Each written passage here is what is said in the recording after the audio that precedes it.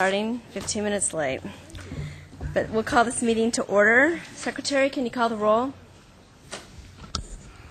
Senator Lowenthal, Senator Hancock, Senator Huff, Assemblymember Gorell, Assemblymember Brownlee, Assemblymember Buchanan, Scott Harvey, Present. Kathleen Moore, Lynn Green, Cynthia Bryant. Here. We have a quorum. Thank you. So just a quick announcement. We have on the agenda closed a session. We're going to do it time certain at 3 o'clock. The Senate sergeants have graciously agreed to let us use 4203 for closed session. So the members will leave and all of you can stay in your special audience seats while we go confer in private on some closed session matters. So we'll start with tab 2, the minutes for the previous meeting. Is there any questions or comments from the board? Is there any public comment on this item? Do you have a motion? I would move approval of the minute. Second. We have a motion and a second. Why don't you go ahead and call a roll so we have a roll call? Senator Hancock, Assemblymember Gorell, Assemblymember Brownlee, Assemblymember Buchanan, Scott Harvey, Aye. Kathleen Moore, Lynn Green, Aye. Cynthia Bryant. Aye. Carries. Okay, thank you. I did fail to mention that we have with us Assemblymember Gorell, who it's his first day on the State Allocation Board. He's also a new member, and I'm not quite sure what he's done to be sent to the State Allocation Board on his first week in office, although it was my first week on the job I got sent here, so we have something in common. Anyway, so welcome. So tab 4, the Executive Officers Report. Ms. Silverman. Yes. Thank you very much. We definitely want to provide the board some updates. You know, I know last month we mentioned something about to the extent that the emergency repair program, and there was some uncertainty of whether or not we're going to continue processing applications. So I definitely want to clear the air on that subject. We are definitely still processing the applications, and we will continue to process the applications up until the $800 million established settlement. So with that in mind, again, also enclosing in the agenda today, we have also applications that we process also for this month as well.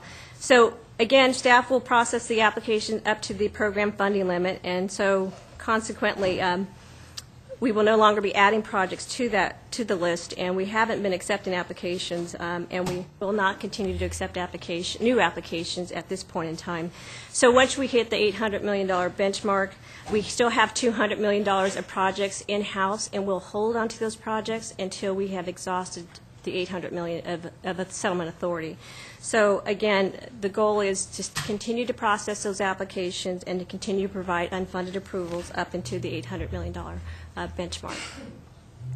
And also, we also are very thrilled to announce that, and it was great news for everybody to hear, the Treasurer's Office successfully sold $1.483 billion in November, which screams a great deal of joy for all of us in the program. And so there was a big sale that occurred at the end of November that represents Build America bonds and taxable bonds. Again, we'll be bringing live apportionments available for the board's consideration and approval in tab 11.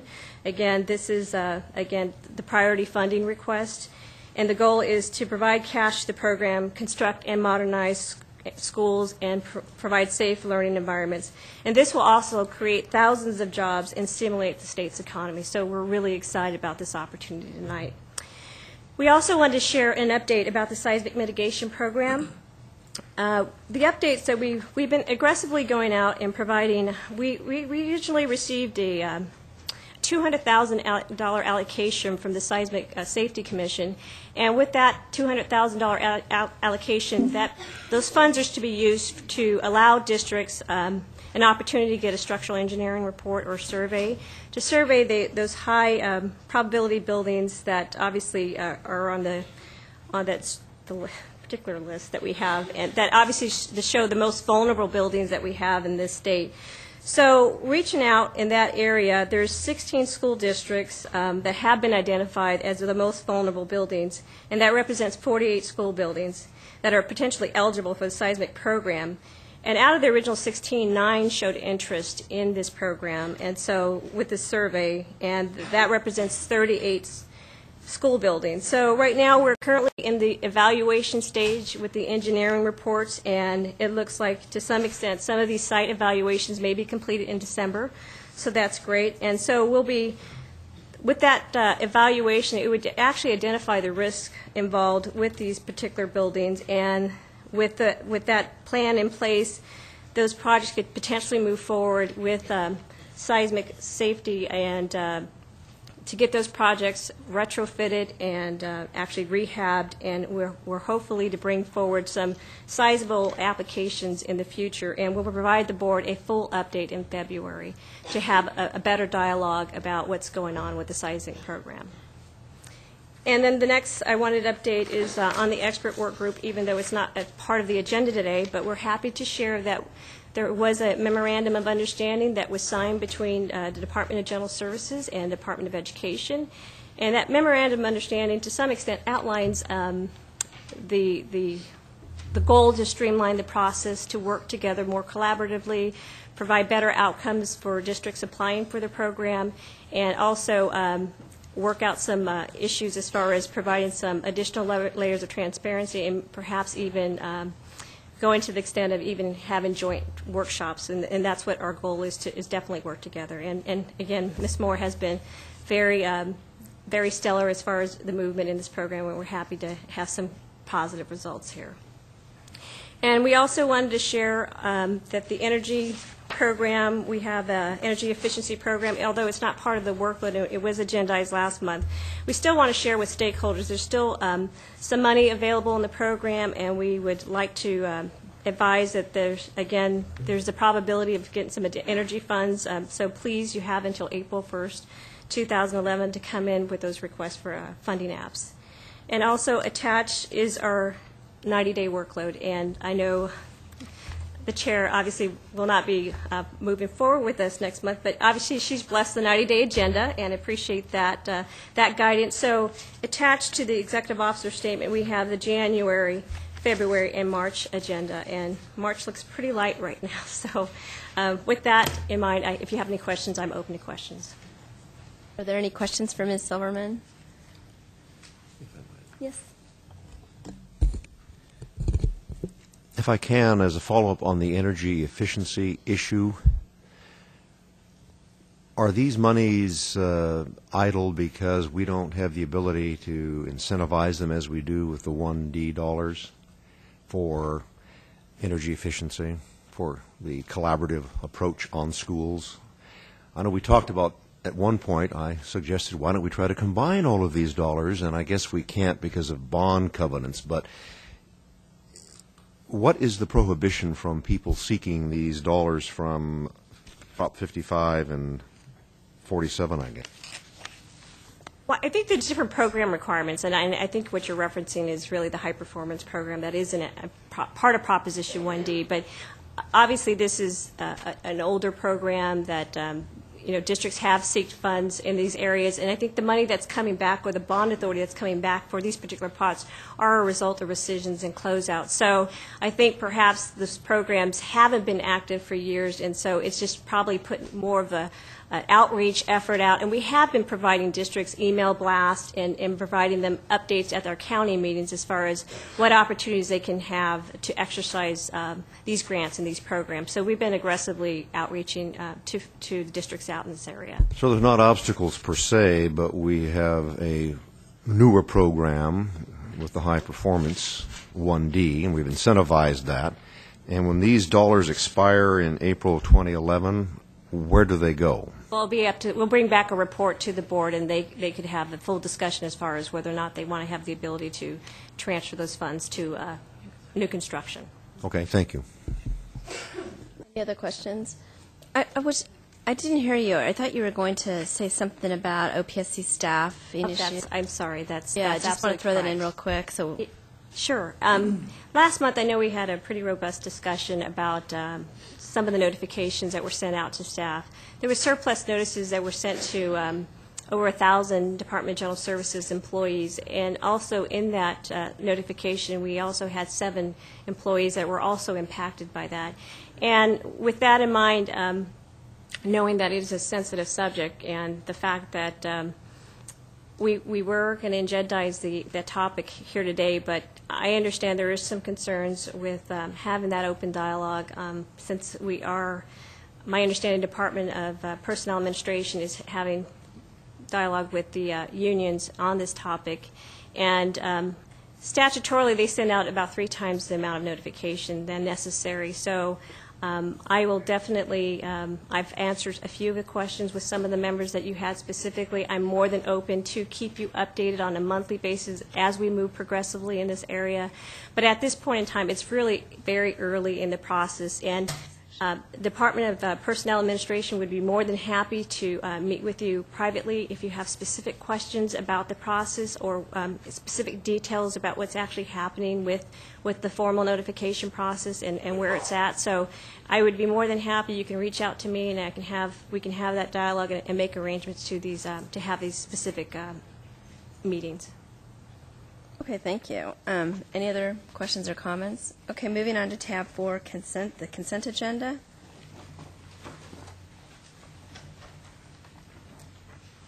Is there any questions on the consent agenda? Any public comment on these items? Is there a motion? I would move the consent agenda. Second. We have a motion and a second. All those in favor? Aye. Any opposed or abstentions? Motion carries. Okay, tabs 5 and 6. Sure. If I can direct your attention to tabs 5 and 6. Tab 5 is the status of the fund release report, and that's on page 164. I'm sorry, I turned off my mic. It's on page 164. And so what we wanted to highlight is obviously what we do every month is highlight the amounts of funds that are being dispersed out of each pot, and the amount of funds that are being dispersed obviously as a result of fund release requests. So for the March 2009 general obligation bond sale, there was no activity this month. However, in the April 2009, there was some activity, but it resulted we were doing some reversals and posting. We overposted one account, so we wanted to correct that to reflect that. In the October 2009, which is in your lower chart, we actually dispersed $31.7 million through November 19th. And if I can direct your attention and flip the page to page 165, in the November and December category, there were no funds released. In the middle of your page, in the middle chart, in the March 2010, there was $60.5 that was dispersed out of that particular bond fund. And although we haven't dispersed any funds, but we did want the report to reflect the new bond source that we received for the November 2010 sale. So that's a specific allocation of $1.483 million, and that's posted there. And we'd be happy to, hopefully with the new activity moving forward with priorities and funding and providing active apportionments, we'd be happy maybe have some movement in that category next month. So we just wanted the report to reflect this new category, new source of funds. On page 166, if I draw your attention to the far column, we dispersed in total $90.4 million this month. So again, that's great, and I think that obviously that was a direct result of accomplishing what we wanted to accomplish as far as priorities and funding. So that was what we processed. And if I can get your attention to turn to page 167. So we still have, it's a summary chart that obviously reflects what's really left in each of the bond pots. And as we move along, we note that there's $686.5 million in the respective categories, and that represents of all the bond sales through March 2010. And as of next month, we'll post the new bond proceeds also on this chart. So the chart is going to obviously go dramatically higher, but like the success and priorities of funding, we would obviously see dramatic jumps with that within the 90-day period. At least that's what our goal is. So, and with that, we actually accomplished, we had $2.58 billion in bond proceeds in 2009. And with the new bond proceeds in 2010, that would jump the bond proceeds up to $2.8 billion of bond proceeds allocated to this program. So that's great news. Any questions? Nope. So if I can direct your attention to tab 6, which is status of funds. and we definitely love our colors. If I can highlight, this month we actually processed in Proposition 1D, which is your orange chart on the top. We processed $34.5 million in applications, and that represent $34.4 million in modernization that represents 21 projects, and we also processed in high performance 0.1, which also reflects 2 projects. And then in your middle column, Proposition 55, we processed $146.5 million, and I'll explain this. This is a jump. We actually did some switching of bond source so we can accomplish what we need to accomplish, is trying to get as much money out in priority. So there's going to be a jump in this area, and it's because we were doing some bond switching so that we can get as much money out as we possibly can. And so that resulted in some projects being processed and switched, which represents 40 projects. And likewise, in the lower category, Proposition 47, again, part of the bond switching, we posted a credit of $126.8 million, which 3 projects. But in total, respectfully, we processed $54.2 million out of the 3 propositions. And I can direct your attention to the following page. We did process $0.5 million in Proposition 1A, and that's a result of a closeout adjustment. That's with districts who request additional funds as a result of their closeout. They have the ability to come back and ask for the state for additional funds. So this is what's posting here. So in total, for the school facilities program for this month, we processed $54.7 million. And if I grab your attention to emergency repair program, which is the middle of the chart, like I shared with you earlier, the goal was to still process applications. It's the 62 projects that we're processing for the emergency repair, which represents $12.2 million. In total, the emergency repairs cash need is $1.9 million, almost $172 million. So with that, we also have our charts attached, which basically outlines the propositions that are available, page 171. So obviously the blue chart represents, blue portion of the chart represents the projects that have been apportioned. And so the maroon part of the chart obviously represents unfunded approvals that are sitting on our list. And then the yellow section obviously represents the authority that's left as a result of Proposition 1D. So we still have $1.766 billion in authority left in Proposition 1D. In Proposition 55, again, the chart's looking pretty blue today. Yeah, we represent, that's $8.7 billion. That's 88% of the bonds have been apportioned, and 839 of unfunded approvals, which is 7% of the bond authority, and 5% of the bond authority remains, which is $405.6 million. In Proposition 47, we've expended 94.8% of the bond authority, which represents $10.86 billion. And likewise, we still have $442 million in bond authority, which is in maroon, and the yellow represents the authority left in 47, which is $151.2 million. And the following chart, the last chart there, is the new construction bond authority, and we've obviously posted this chart, which was in the middle of this year, and this is to reflect that out of all the 3 propositions, Proposition 1D, 55, and 47, that we had the source of new construction provided in all 3 propositions of over $14 billion. So we've expended 12.99, which is 90% of the new construction bond authority, and we still have 7% that sit on the unfunded list, and 3%, which is $450.4 million, that's still part of remaining bond authority for new construction. So with that, if you have any questions. Are there any questions for Ms. Silverman? Okay, then, moving on to specials. Unless you want to discuss any of these items individually, we could pick 7, 8, and 9 up as one lot. There's no objections. For motion? So move. Motion in several seconds. All those in favor? Aye. Okay. Any opposition or abstentions? Okay, moving on to what I'd like to do right now, without objection, is go ahead and tab 21, which is actually is readopting all of the emergency regs related to the fiscal crisis. And I think if that's okay, Ms. Kampminer, did you? Sure. So the fiscal crisis regulations item deals with 4 regulation sections that are scheduled to sunset on January 1st, 2011. Staff is seeking the board's direction on whether or not they would like to extend these regulations. There are several reg sections. The first one is regulation section 1859.96, and this is for inactive apportionments. This regulation section was put into place at the time of the fiscal crisis because the board had made active apportionments up through December, and then in December the state ran out of cash. So to protect those districts' 18-month time limit on fund release, the board declared those projects inactive. Since that time period, all of those projects have received their funds and they have been reactivated.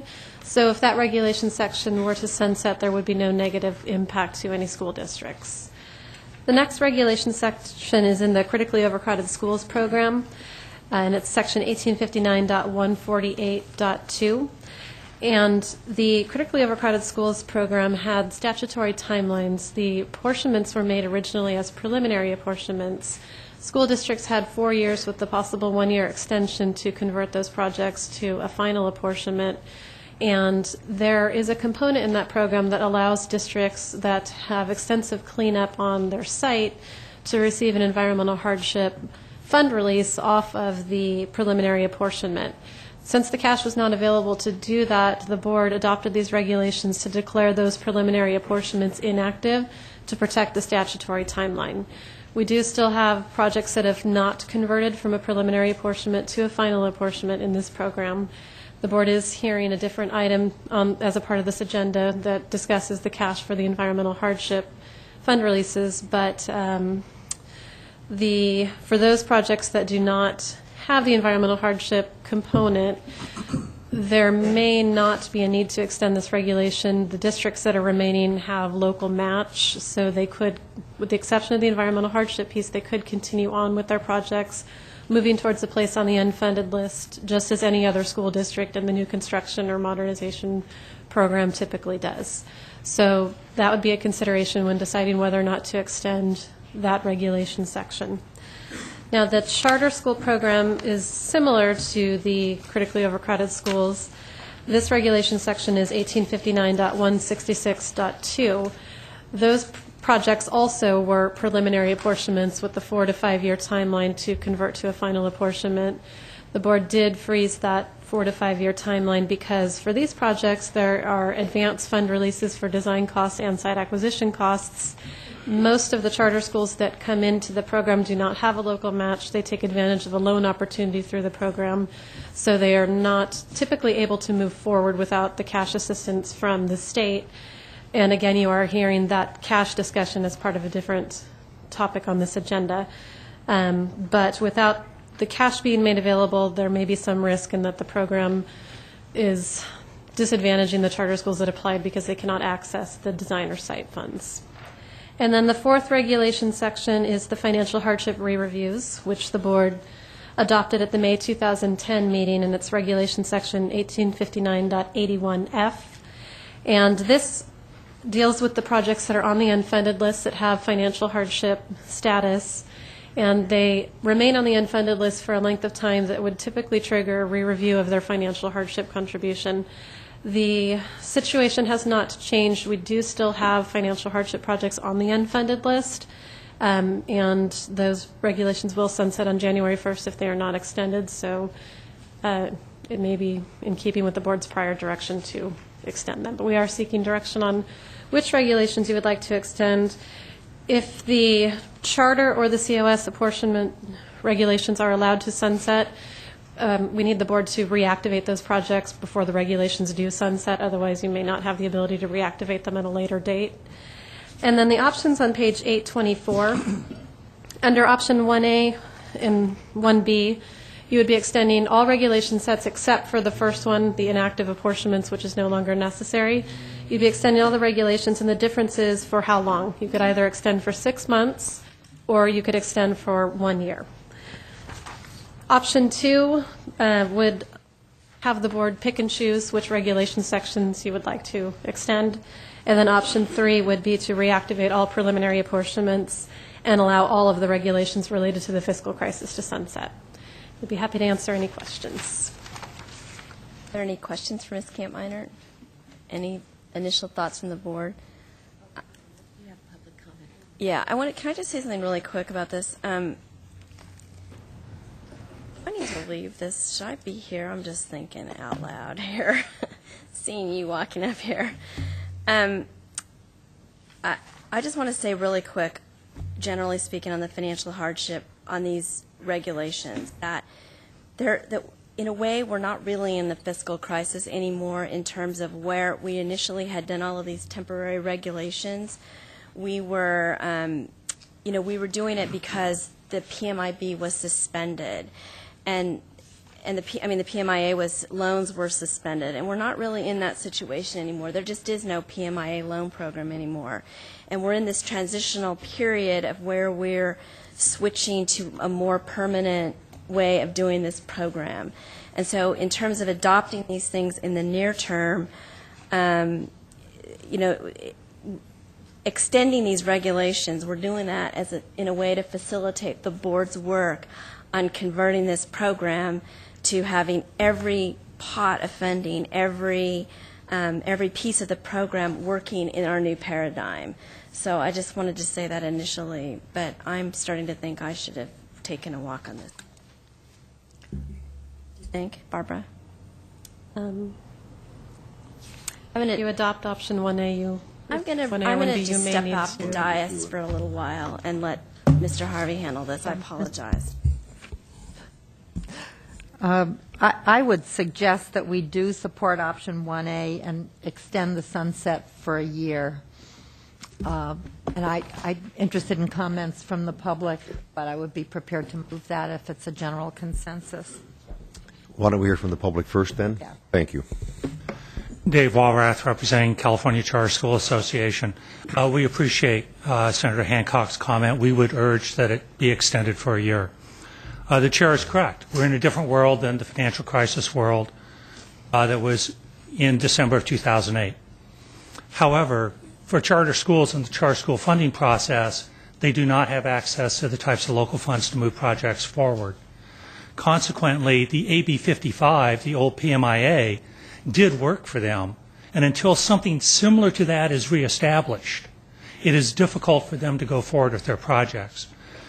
Consequently, if you extend the regulations for another year, it would accomplish the ability for us all to look at how can we craft an alternative program that's fair to all projects in a world in which there's not a PMIA. Unless it is extended, the concern is that a number of these projects would not be able to be perfected within the time frame because of the fiscal constraints, and these projects would have to start all over again to the detriment of the students. So we would ask for an extension of a year. Thank you. Thank you. Any other public comment?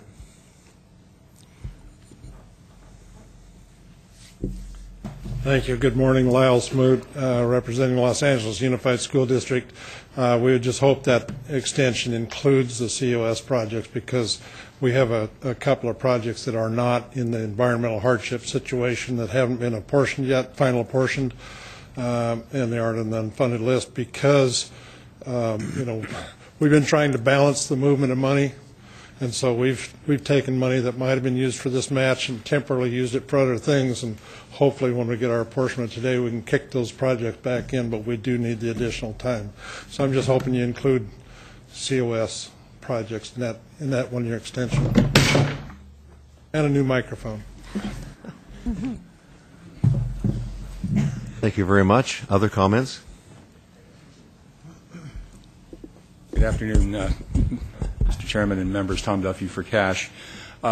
We had believed that the COS program, which goes back to 2002 and 2004, had plenty of time to be activated because of the 5 years. With the pulling of the plug on the clock, the regulations that you've adopted assisted the COS projects as they have other kinds of projects. Our concern is that we prolong the COS projects and the reserve of funds that are reserved for each of those projects. A good deal of money beyond the preliminary apportionment was provided to each project, and an additional amount recognizing that there may be inflation over time for cost of buildings as well as for land. So two things. One, you have on your agenda later the consideration of moving the COS reserve funds that are reserved for the total program. What I was just mentioning a minute ago was reserves for individual projects. So our concern is that the monies that it's about $211 million that's available to be moved to new construction be moved, and that you would do that today. If you choose to allow the COS continued into the next year by taking action, as Senator Hancock just suggested, we won't disagree with that, but we think it may be important to bring it back before a year to just see what's happening with those projects. But we really would ask that you, on the latter item, next item, future item on the agenda, that you would move that $211 million. Thank you. Thank you. Board comments or questions, please. Thank you. I share some of the concerns of all the speakers. One is, if you take a look at the money for new construction, it makes sense to transfer the $211 million to new construction. So at the same time, we're probably, I don't know when the state, we will go back to the old model of having money from the PMIA. I mean, we have to realize that we're in a new world and that the rules are going to change. So I support your I don't know if you actually formally made a motion, but your suggestion that we extend. But I also agree that that shouldn't limit our being able to transfer excess money from the critically overcrowded schools. Let me finish. Thank you. Into new construction. So, and you know, my question there, and my other concern or question, I don't know if we could, how others feel about working this into a motion, is can we extend for a year subject to our adopting the new guidelines? I mean, I mean, we have to come up with some new model, and I don't know if it'll take us 3 months or 6 months or 9 months or a year to do that, but there has to be something that we do. So, may I ask staff to answer both those questions? First, as to our ability to transfer unencumbered if we take action on this item, and then the issue of conditionally terminating these if we adopt a new model rather than a time certain. With regards to the transfer, you can still transfer even if you choose to renew these regulations. With the charter school and the COS regulations, even if you extend them for the full year, the board can always choose at a later time to reactivate the projects. You're not necessarily leaving them inactive for the full year, so if we do come up with a new cash management system in February or March, you could reactivate the projects at that time. With the financial hardship re-reviews, I'm not sure, Lisa. With respect to the financial hardship re-reviews, I mean, I think you're right. It's trying to create a funding model that works for everybody, where there's, you know, obviously the clear rules and no penalty. And I think we could obviously, you know, extend the regs to that period of time until once we clear the air. So what is that model going to represent? So, I mean, we clearly adopted those regulations in May. There were projects in the priority rounds that were approved that were a hardship. And we understand the circumstances of being on the unfunded list for an extended period of time, and also sensitive to that. But also, you're right, we're not going to go back to a PMIB model. So I think it should all be woven in to the discussion that we need to bring forward in February.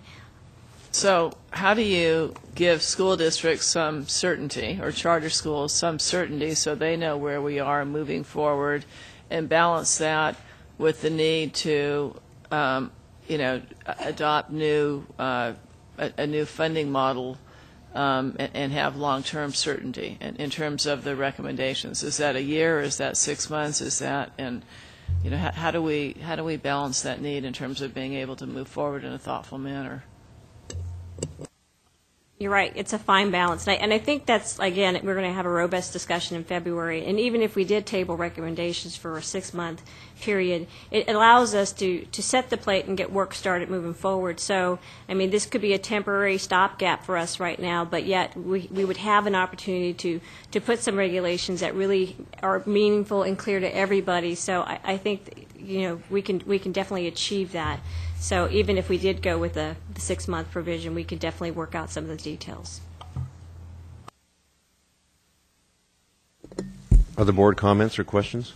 I just have, perhaps a compromise is the 6 months, which keeps the issue in focus, so that we have, and that people know the lay of the land for 6 months, but that both the staff and the board can continue to work on the new program or the new lay of the land, and keep the pressure on. I think a year is a long period of time, and perhaps some of the issues that drove this to be in place are continuing to dissipate, and it's time maybe to look at where our future lies. So I could support 6 months. Is that a motion? If that's a motion, I would second it. We have a motion to extend the regulations, and I presume that motion also includes the sunsetting of the one that no longer is necessary. Now, what about the transfer of funds? That would be next, right? That will be next. In fact, I'm going to suggest, given the limited time, Extending them will not prohibit our ability to transfer. To transfer money, okay. that is correct. For the record, our extension of these regulations for any period of time does not affect our ability to transfer. And then for clarity, it is inclusive of critically overcrowded school program, correct? Yes, if you adopt option 1B, you would be allowing the inactive apportionment regulations to sunset, and the other 3 sections would be extended for 6 months. And you allow the inactive apportionments to sunset, so it does everything that we just were briefed on. Motion and second. Any other questions on the motion? All those in favor? Aye. Aye. Opposed? Abstention? It passes unanimously.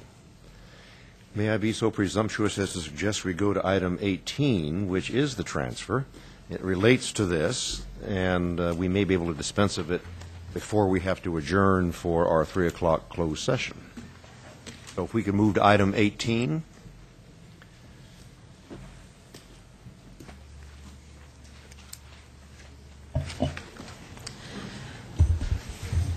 Item 18 is a follow-up to the board's discussion in August in which you transferred $242 million from the COS account to the new construction account. There is still about $211.69 million available in the critically overcrowded schools account, in the unrestricted account. We also have the 15% reserve, which is about $25 million, and the $25 million needs to stay there until all of the preliminary apportionments have converted to final apportionments, and that's by statute. But the 211 is available for transfer. We are seeking board direction on this. In preparation for this item, we did reach out to the school districts that had remaining critically overcrowded schools preliminary apportionments, and some of these projects have been on hold since the freeze, so we were unable to get really detailed estimates on the projects, but we do know that some districts are anticipating more needs that would come out of the 15% reserve, and then we also have districts that need funds for site cleanup, and that occurs outside of the preliminary apportionment to final conversion. It happens at the closeout audit, so we know there's a need for about $220 million after the audit. However, there is no statutory or regulatory requirement that the board leave the $211 million in the COS program. So you can transfer the 211, and the options outline various ways in which you may choose to do that. Under option 1, you would transfer any amounts remaining above the 15% reserve as of June 15th. The June 15th, 2011 date would just provide school districts with a little bit of notice that the money is transferring so that they could hurry up and come in if they wanted to make use of some of the funds. Under option 2, you would transfer the money now. And under option 3, if you're not ready to make the transfer, we'd be happy to provide a follow-up report in 6 months so we could reevaluate. And then with option 4 can be used in combination with any of the first 3 options. It's just another opportunity to determine whether or not you wanted to reactivate the preliminary apportionments. They have 10 months left on the clock once the board reactivates, so you could consider reactivating and then checking back in a certain time period so that we could see as these projects move forward, are people really going to go forward with the project? Do we have better cost estimates, or do we have rescissions at that point? So we are seeking board direction on how much, if any, to transfer at this time and whether or not we should reactivate the COS projects. Okay, is there any questions or discussion? Is there public comment? Oh, did you want to say something? I'm sorry. Mr. Duffy. Thank you, Madam Chair and members. Tom Duffy again for cash. We would urge you to take option 2 and do the transfer as I was suggesting a few minutes ago, and so that we have funds in the new construction program, in authority in the new construction program. Just a short little bit of history. When we put this program together, it was not an easy thing to negotiate in this building, and part of what got the negotiation settled on the 2 largest bonds we've ever had in one bill was that the critically overcrowded schools dollars that were unused would move over, by action of the board, would move over to new construction. And that got agreement from the Republicans and the Democrats and the big districts and smalls. So this is consistent with that. Thank you.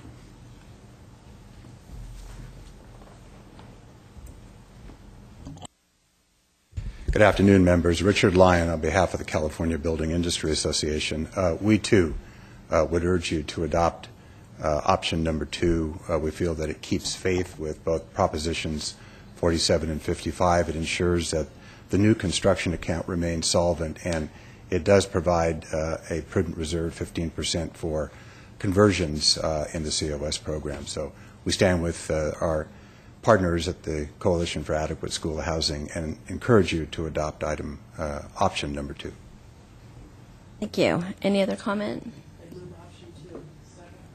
We have a motion and second for option 2. Do you want to call the roll? Senator Hancock. Assemblymember Gorel. Assemblymember Brownlee. Assemblymember Buchanan. Scott Harvey. Aye. Kathleen Moore. Lynn Green. Cynthia Bryant. Aye. Carries. Okay, then.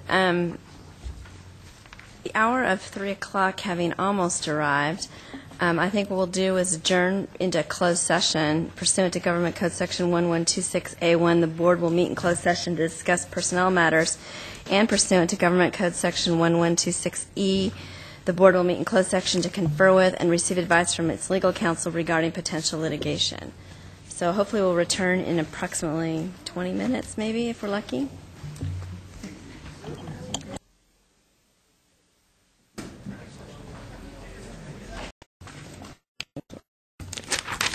The State Allocation Board met in closed session pursuant to Government Code Section 1126A1 to discuss personnel matters, and pursuant to Government Code Section 1126 Subdivision E, the board met in closed session to confer with and receive advice from its legal counsel regarding potential litigation, and we have no report from closed session. So returning to the agenda, we're on item tab 10, Dublin Unified School District. Ms. Kampleiner. Okay. Sorry about that. Okay, the Dublin item was an appeal from the district related to the application submitted for Kolb Elementary School. The application was originally submitted in January of 2009 and was ultimately returned by OPSC because at the time the district could not demonstrate that they held title to the property, which is required in Ed Code. The application was ultimately resubmitted and accepted with an August 25th, 2009 receive date, at which time the district had initiated a title transfer from the developer to the school district. The district was using a master in lieu agreement in lieu of developer fees, and the agreement covered 3 schools, Kolb Elementary, Green Elementary, and Fallon Middle School.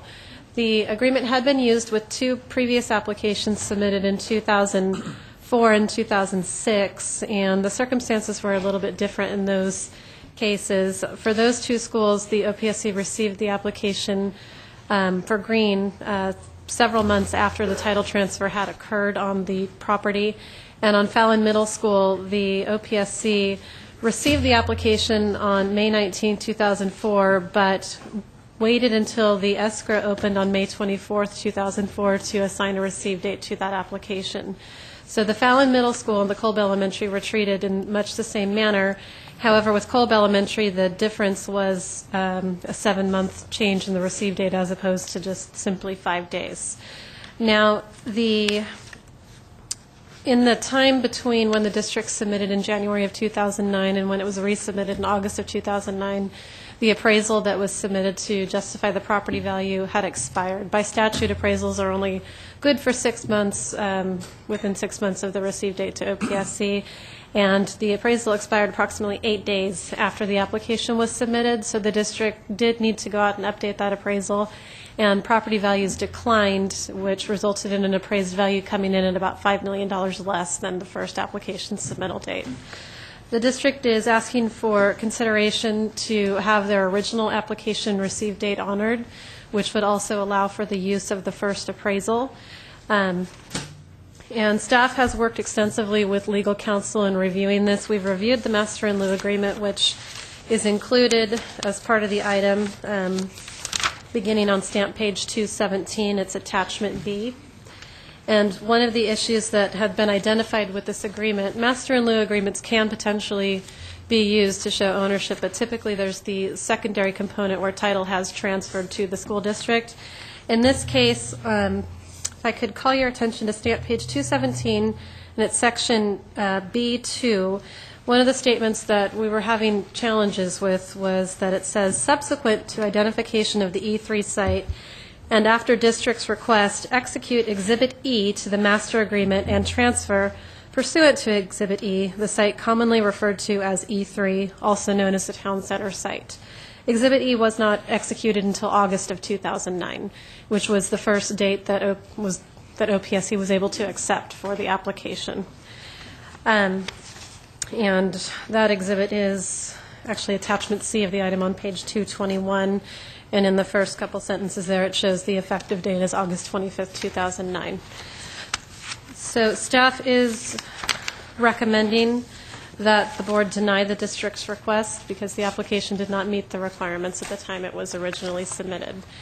And I'd be happy to answer any questions, and council may also be able to address some of the more technical legal questions. Are there any questions right off the bat? I think we have a testimony from the district. Thank you very much. Push the button. Madam Chair, members of the board, my name is Steve Hankey. I'm Superintendent, Dublin Unified School District. I actually do have with me additional staff in case there are some technical questions that the board may have today. Dublin Unified is a relatively small school district in the East San Francisco Bay, about 6,300 students, and growing at approximately 5% per year.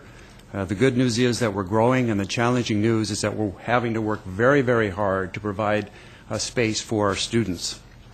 The district respectfully requests that the board augment funding provided today by approximately $2.6 million that is associated with our original application that was submitted for Kolb Elementary School in January of 2009.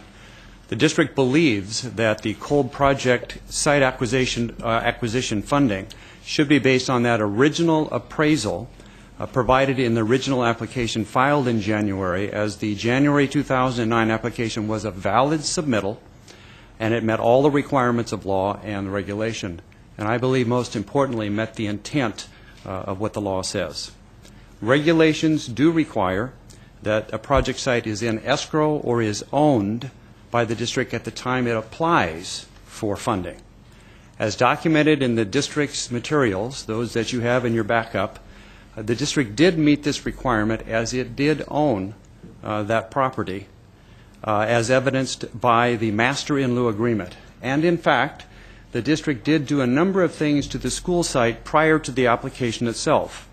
Those included a review of Department of Toxic Substance Control, which approved the site in 2007. The Department of Education approved the site in 2008, and we actually had begun site improvements in the summer of 2008 as well. The district, frankly, would not have completed any of those things if it did not own that property. The district understands and does acknowledge that we must have title in order to receive and utilize funding from the state. But the assertion by OPSC that we must be in title in order to make an application is false. Title merely is an evidence of ownership. It does not establish ownership. And we believe that our mitigation agreement with our developers has established that. It really is ownership, not title, that is in question here. And that is all that is required to apply for those funds. OPSC, we believe, should have acknowledged the original application and appraisal, and in not doing so, we believe that they committed a material error in approximately $2.6 million in project funding that the district is short. The district does respectfully request that the board recognize the original site appraisal date and adjust the COLB funding accordingly. Thank you very much. Mr. Harvey? If I may, I do have a question that perhaps you can answer and clarify for me, and it's very germane to what OPSC staff said about Exhibit E that is part of the master agreement. And I want to understand how the term transfer is used in the document and also in Exhibit E, because you're alleging that ownership is what you had, and ownership is the key. You have to own the site. The language says to effectuate the property transfer, and it goes on to say that you're going to execute Exhibit E, which transfers the property. So if you already owned it, what was Exhibit E transferring?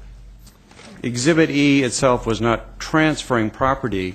The actual site at the time of the mitigation agreement had yet to be identified and was subsequently identified in those next couple of years. And that's when we began the process of getting the site ready and going through the requirements from the Department of Education and Toxic Substances and so forth. So that particular part was in place as part of the agreement itself.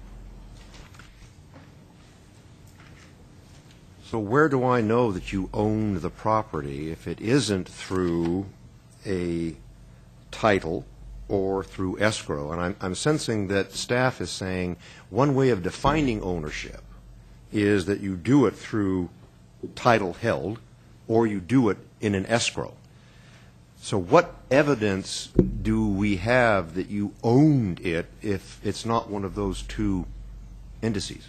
It is the master in lieu agreement itself. It's the agreement itself. Executed agreement establishes ownership of that property. Does staff have a response to that? Yes, Mr. Harvey, if I might, I did review the master agreement, and as you pointed out, that was the description of the property, and it does seem to indicate that there's a future transfer to take place once it's identified, and once the district makes the request, then that Exhibit E, what you were just looking at, would take place, and that took place in August. The issue here, really, and there's a lot of agreement here that I have with the district's analysis regarding several pieces of this situation. The 5004 is treated just like a regulation. It goes through the Office of Administrative Law, and it's treated just as any of our regulations. It uses the word owned. The Education Code requires that a district hold title prior to being funded. Staff has traditionally looked at that regulation and interpreted it to be consistent with the Ed Code, that owned means hold title at the time that they make the application. And it's important to note that there is no other time period within the process. There's no other form that the district provides that would show the board that they hold title prior to funding. That this is the time when you show the board you hold title. So the board has assurances before it funds that the district is in that state. Either that or they have entered into escrow with their property. Senator Hancock had a question. Well, actually, I don't have a question. I've just looked at a lot of the material connected with this, and I have a comment. We oversee, and OPSC oversees the allocation of money so that districts that are operating in good faith can have their projects approved and funded.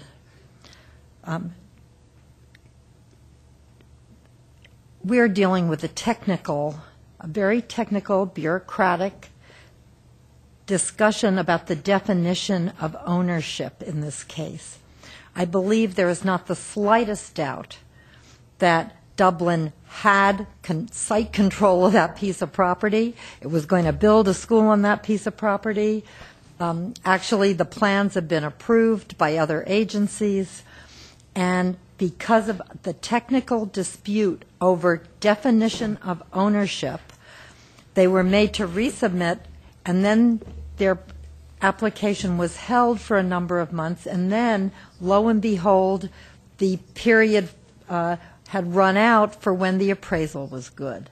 So they had to do another appraisal, and what we're really talking about here is whether their initial appraisal stands, because it would be a significant source of money for building the school, which is now being built. And I tried to go back and just look as a layperson, not a lawyer, at some of the things that were said. And I would note that the board does not have a written legal opinion, or it did not when I started to really look at this last week, for any of these contentions about how ownership will be defined. But the Ed Code states that the school they need to set forward that that the property on which the school will be built is held by the school district to which the board grants the funds.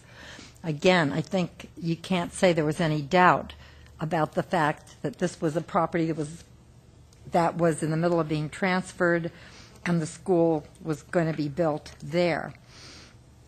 And also, the SFP regulation 1859 says the district can demonstrate ownership by a grant deed, escrow closing statement, order of immediate possession, and other evidence satisfactory to the board.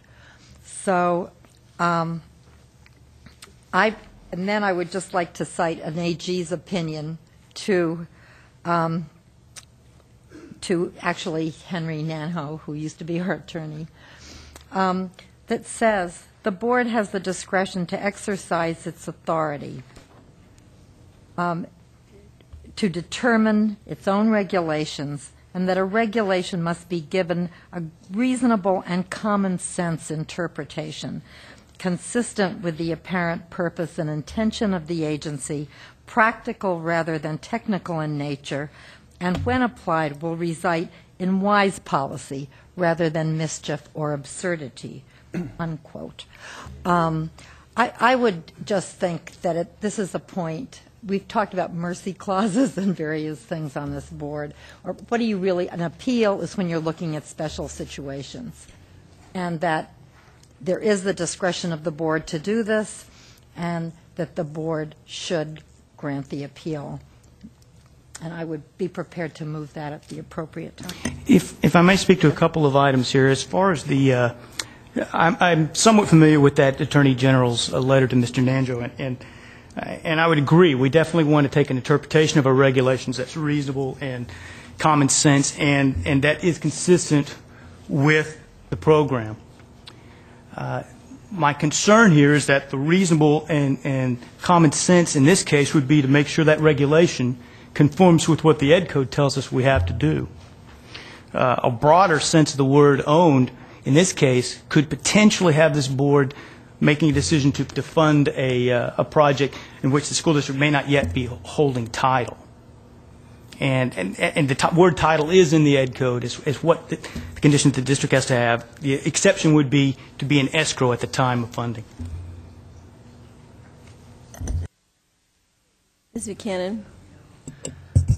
I'd like to start out by reminding this board that last month we took action to basically approve an appeal regarding a material inaccuracy for a district that had a contract with a construction management firm because the regulations weren't clear. I mean, because most of us know that you enter an agreement with a construction management firm, that's not the same as having an actual agreement to begin construction, but we felt that that was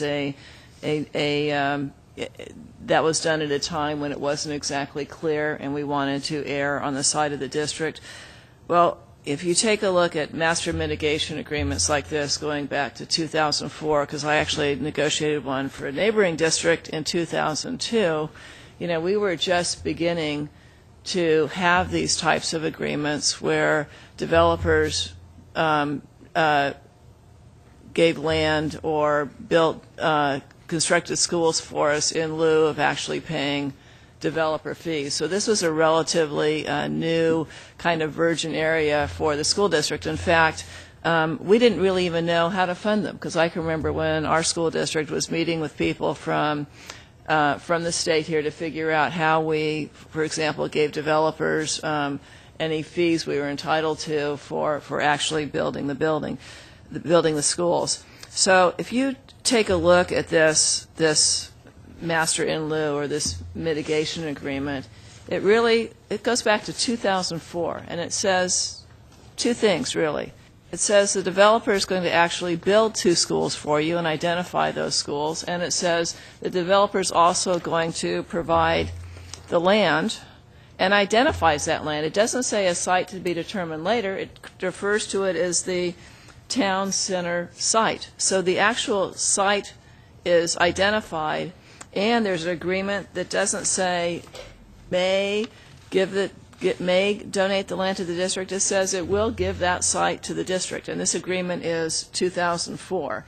And then when you dig through your 3/4 of an inch of paper here, you see you can go back to September 27th, 2007, when you got DTSC approval of Phase 1. You can go to July 1, 2008, where you got CDE approval for the plans. You can go to September 8th, where you've got a letter from, is it NGO, saying that the grading has been complete. So when you take all those combined, if that's not proof that the district owned the land at the time it applied for state funding, then I don't know what we expect. Now, it could be that, as we talked last week, that we need to make the regulations clear going forward as we have more. Let's hope we start having more master mitigation agreements or developer agreements, because that will mean the economy is turning around. But it's clear to me that the school district had clear line of ownership to this property. And so I can absolutely second or support a motion that you make to approve the appeal. If I may, January 2009, staff had what documents they had to look at and determine whether or not this application should go forward or not. They had the master in lieu agreement. Now, there may have been some work, the toxic substance report, some grading, or at least some pre-grading work that was being done to a site that may have eventually become the Kolb site. But in January 2009, staff was looking at this master in lieu agreement and having to rely on it to see what was transferred, if anything. It does identify a town site, but at the same time, it starts out with the first phrase being subsequent to identification of the site. It would imply that Kolb, whatever the town site is, it might not be the same place. It may be several different places, or it may be a general area in which there may be different lots. I don't know. But just from looking at this, staff would not be making a mistake in coming to the determination that we can't see what's been transferred. We don't have an identification of exactly what's being transferred. It seems to be that it's going to happen in the future, and it does happen in the future. It references Execute Exhibit E. Exhibit E comes into existence in August of 2009, and that's the time that staff said, well, the application is complete now, and put it forward. Ms. Brownlee? Well, in response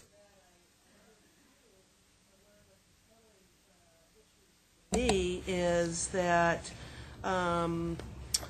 when the district submitted the application, at that particular point in time, the Department of Education and the Division of State Architecture had already approved the site. So if the district was trying to actually change the site, then they wouldn't have had the DSA approval or the department's approval. And so that, for me, is the more compelling piece of why we should. And I want to make clear that I'm not accusing the district of doing anything like that. I don't believe they were doing it. I believe they were acting absolutely in good faith. That is not my point, and I want to be sure I didn't misstate that. My concern was what the staff had to rely on in January of 2009 when they looked at this master in lieu agreement to decide whether or not this application was complete. And that was my only point. And I'm not at all accusing this district of doing anything in bad faith. Did you want to, Ms. Kempminer, did you have something to add? Just that we did have the CDE approval and the DSA approval at the time as part of the application. However, it's our understanding that neither of those agencies needs to verify ownership prior to making an approval. But I'm sorry, what did you say? I couldn't hear you. I'm sorry, we did have the approvals from CDE and DSA as part of the application, and it would have required going back and getting reapproval. However, it's our understanding that neither of those agencies necessarily needs to verify ownership before making an approval on the site.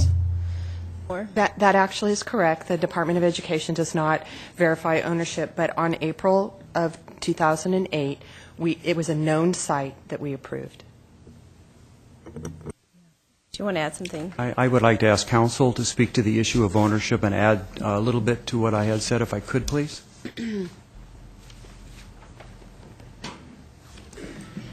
Madam Chair and staff, thank you. I'm Paul Thompson from Kingsley Bogart Thompson, legal counsel to the district on this matter. And I think I'm in the minority because I actually think the regulations and the rules that are in play here are clear. The key issue that we're dealing with is, in fact, ownership. And the OPSC regulations themselves provide that ownership may be demonstrated by means other than title or escrow documents. The requirement of ownership that we're talking about here is the language that's used in State Allocation Board Form 5004. That form, however, doesn't define what ownership means.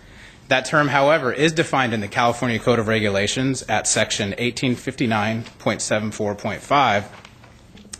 And the rules of statutory construction require that when a term is defined in one section of a statutory scheme serving a particular purpose, it has to be presumed to have the same definition in other sections throughout. And those same rules apply for construction of administrative regulations. So what that means is the term owns on Form SAB 50-04 has to be given the same meaning as ownership set forth in CCR Section 1859.74.5.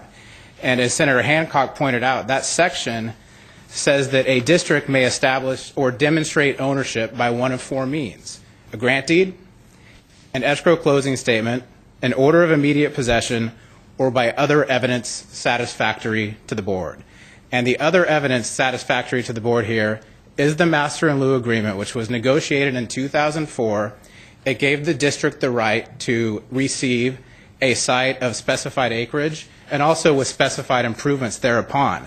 That was an enforceable document. It created an ownership interest at that point in time consistent with the Civil Code, which I've talked about in another section of your packet, that was an enforceable right. And the fact that title was deferred until later does not impact the fact that the district had an ownership interest at that point in time. Now, I understand that the site may not have been identified in 2004. There were various reasons that was the case, because the development around the school site was still occurring, and the district needed to decide what the best place was for the school site. But the key here is the site had, in fact, been identified well before the application was submitted, and significant monies and work had been spent on the site, which, while the CDE may not have to prove ownership of a site, I think it's very telling evidence that the CDE went out there and said, we will approve the use of this site for a school for you. I mean, that shows that the district and the developer, too, believed that the site was owned by the district. I don't think developers are in the habit of doing much free work for sites that they don't think they're obligated to work for on. So I think that's very telling evidence as well. And I think, with title really is a condition precedent to disbursement of the funds. I could foresee situations where it would be awkward for a public entity to, in fact, have to have title before they were even approved for funds, because once you have title, you own the property. There's no going back. If the funds don't ultimately materialize, a public school district, which spends taxpayers' money, could be in a situation of have a lawsuit filed against them by the owner of the land, who will knock on their door and say, it's not my problem that you didn't get your funding. You owe me the money because you have title. You now own and control that property. And, I think that would be a very tough district or situation to put school districts in. Can't wonder your final point. And I think it becomes more of a legal question, but the regulation section reference was for a very specific circumstance for district-owned sites, which is it's a different circumstance where a district owns a site and we're relocating district operations so that they can use the district-owned site rather than buying a new parcel. So we did not use that regulation section.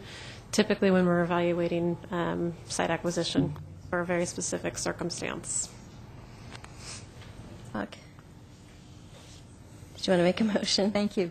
Yeah, I would like to make a motion, and I point out that Mr. Davis said that he wasn't accusing the district of malfeasance, and I think if the board takes action, it's not accusing anybody of anything other than working through a complex set of guidelines in a situation where appeal to the board is a warranted thing, and we have to see where we think the best good for the most children will lie, congruent with the intent of our bond funds.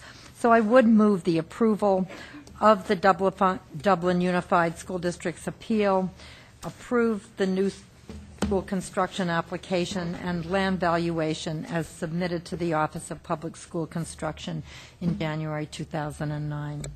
Second. Any other discussion? Any other additional public comment? You guys are with him. Okay. Do you want to call the roll? Senator Lowenthal? To grant the appeal. Aye. Senator Hancock? Aye. Assemblymember Gorel? Aye. Assemblymember Brownlee? Aye. Assemblymember Buchanan? Aye. Scott Harvey? Kathleen Moore? Aye. Lynn Green? Aye. Cynthia Bryant? Carries. Okay. Moving on to. Thank you very much. Moving on to tab 11.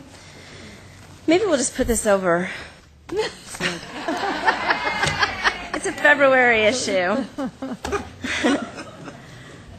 Okay, so tab 11 is our next round of priorities and funding for the SFP. Before the staff starts, hopefully this won't take too long, but I did want to thank them.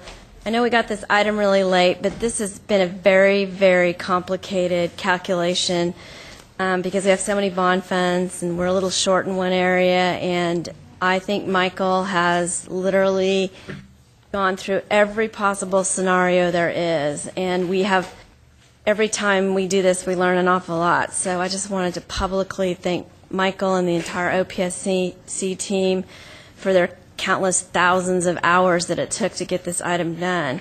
And at the end of the day, which I think it'll come out, is that there is going to be a little bit of change left over.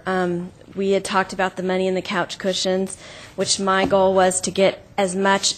I wanted to get it all apportioned today. I wanted to be done until the next bond sale, but we didn't make it. And in the end, we just really don't want to make a mistake and over apportion, and we want to make sure that everybody has an opportunity to get funding. So there will be a small, assuming the board agrees, a small round as well in January, adding on to this so we can do some additional apportionments. And there's one other area that I've neglected, and I'm going to convene a meeting in my office on Monday to discuss this a little bit further. But one of the, there was this issue of the DIR regulations that we recently had to temporarily repeal. And the DIR is getting ready they're working on redoing those regulations. It's related to, labor compliance. I want to make sure that we have a process in place where, for the period of time where those regulations were in place, where districts were disadvantaged, whether because they were counting on DIR or they failed to have an LCP in place, that all of that is worked out. And so those people who are in 47 and 55, at some point down the line, we can make that good, and also provide clear guidance to future auditors of what the rules of the game were at this last period of 2010. Unfortunately, that's going to end up being a February issue, but I am going to convene a stakeholder meeting prior to my departure to make sure that we at least have a framework in place that I can hand off to the next director of finance, who coincidentally was the previous director of finance, and then we can work on that going forward. So I just wanted to say that before we get going, and with that, Michael, you can take it away, or Lisa, whoever's doing it. I won't get into numbers. I'll let Michael do all that number crunching for us. But again, we're definitely at a historical point today where we actually are providing, at least at the board's will, $1.4 billion in apportionments, and that's great news to the program.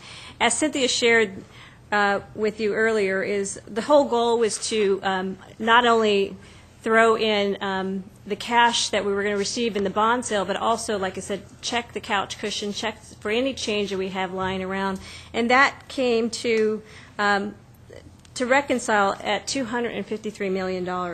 So in total, the total cash available for the priority of funding round is at least $1.73 billion in cash. So that's phenomenal. I mean, we searched high and low, and we were able to reconcile. Again, the goal was to bring any cash and rescissions and excess prior bond funds to the board and to try to draw a clear line in providing a clear allocation. So what's involved in this item is we are reconciling the second priority round. There was a second priority round that was established by the board with an open period from October 7th through November 8th, in which districts were required to provide certifications in which they understand the time limit of the fund release shall be no more than 90 days from the date of the apportionment, pursuant to the board's action at the October 6th meeting. And the district also acknowledges that the failure to submit the completed fund release authorization within the 90-day period will result in the project being rescinded, and the project will be reverted to the unfunded approval list at the bottom of the list. Again, not guaranteed any bond authority. And the applications that we receive via this, and projects receiving an approval date, would be active until March 15, 2011. And also, the district also had to acknowledge that the participating in this priority funding round, the district is waiving its right at the standard 18-month timeline with respect to the fund release. So again, like we highlighted, staff did a total reconciliation. Again, the cash available for this for priorities is $1.73 billion. We wanted to provide you a summary on page 232. Just a summary of the projects that actually submitted for priorities. With that, we had 174 school districts, or 623 of the 863 projects sitting on the unfunded list. So that represented 72% of the projects actually did submit that were sitting on the unfunded list. The total request we received was nearly $2 billion. So it was $1.9 billion in requests. So obviously that far exceeds what we are presenting today, the $1.46 million in apportionments. Again, the recommended apportionments are based on the unfunded approval date and receive date of the applications that they submitted. So in total, OPSC identified 439 apportionment requests of $1.43 billion that are eligible for apportionment, and the attachments provided a detailed list of all apportionment requests received for this filing period. So also noted on the attachment are highlighted applications up to the allotted $1.46 billion in each of the funding source which will receive an apportionment based on the unfunded approval dates. Again, we have a set-aside pots of various bond pots for proceeds to respond to potential issues taken in tab 12. Respectfully, that could be at play of at least $264 million. Likewise, again, we would like to share with you that the distribution of funds is obviously limited to the various bond pots and the technicality of whether or not it's taxable or tax-exempt bonds. So in order to maximize the project funding in each of the fund source, OPSC determined some bond switching that could be accomplished up to the amount of the remaining bond authority. So again, depending on the outcome of some of the items enlisted in the agenda, it could potentially present additional funding item if necessary. Again, the goal is to bring those projects back and provide apportionments to the projects that we hadn't completed on the list. So that's our goal. So here's a summary of the data request of the projects that submitted for priorities of funding in its respectful categories. Again, I won't bore you with all the details. And likewise, we're going to match those projects that submitted and actually draw a clear line to some extent of what we can provide apportionments a day. So also is another line, another chart that clearly delineates what we're providing in apportionments. There's going to be 26 applications for overcrowded relief grants with an estimated $152 million for 13 districts, and 145 new construction grants of over $581 million for 84 districts, and 235 modernization grants for $442 million for 79 districts, 2 charter school projects that represents $9.3 million, for 1 district, site-only requests, which represents 4 projects, total is $7.2 million, and that's 4 districts, and critically overcrowded schools, 11 projects for $220 million, representing 1 district, and a facility hardship application, that's 16 in total with $24 million, and that represents 12 districts. Again, the approved applications received in the state apportionments are required to submit the complete Form 5005 containing the original signature and must be physically received to the Office of Public School Construction in the stated address by March 15, 2011. If the OPSC fails to receive the complete form, which in the allotted time frame, the project will be rescinded without further board action and will receive a new unfunded approval date of March 15, 2011. With that, we recommend approval of the items as stated in Attachment A, and declare that all applications receiving apportionments are subject to the new construction grant increases that are not considered full and final. With that, I open it up for questions. Are there any questions for Ms. Silverman? I would move the apportionment and congratulate the staff and everyone connected with this. This is a great achievement.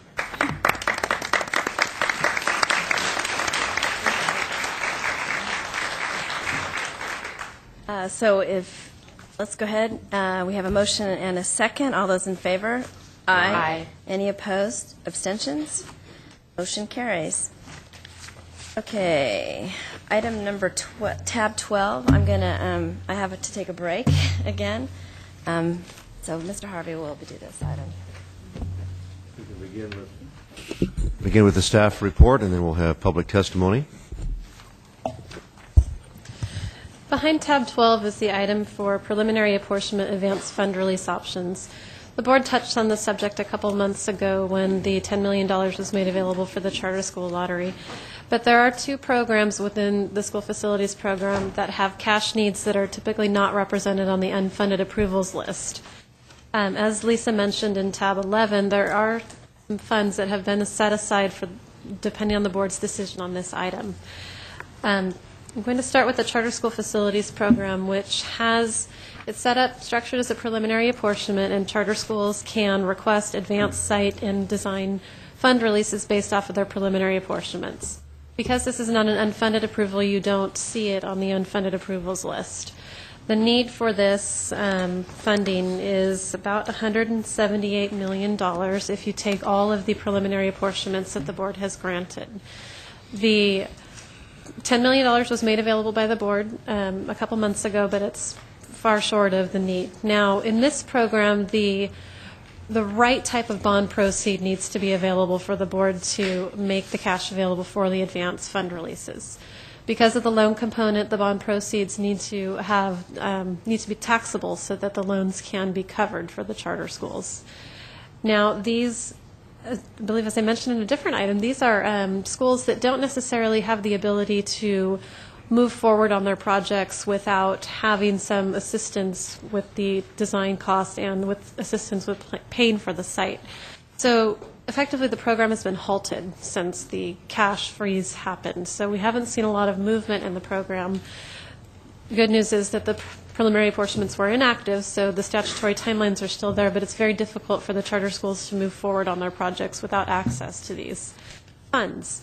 So we have received taxable proceeds from the latest bond sales, so the board is in a position where you have some options on how you want to address the needs for this program. And staff has laid out several options for addressing this issue. Now, the funds here, obviously it's a balance between competing cash needs. So the options are structured to give you some flexibility in how much money you may want to put towards this purpose. Option number one would set aside the entire amount that's necessary to cover the advanced apportionments for all charter schools that have design or site fund releases still out there, and it's $178 million. Now, some of the benefits to this option are that it would basically restore the program back to where it was before the fiscal crisis. Charter schools could move forward again, and we would start to see projects convert. You would have the ability to reactivate any projects that had access to the cash. The disadvantage is that money could potentially sit for a while. There is no time limit on when a charter school has to come in for an advance fund release for designer site, and the time limits on some of the newer filing rounds are 3.5 to 4 or possibly 5 years out.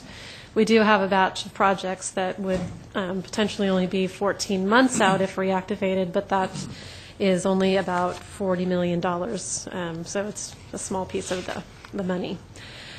Now, option two would not reserve the cash. It would put the charter schools, put just the advanced design and site amounts onto the unfunded list using the preliminary apportionment date, which typically is much earlier, so they would go pretty high up to the top of the list.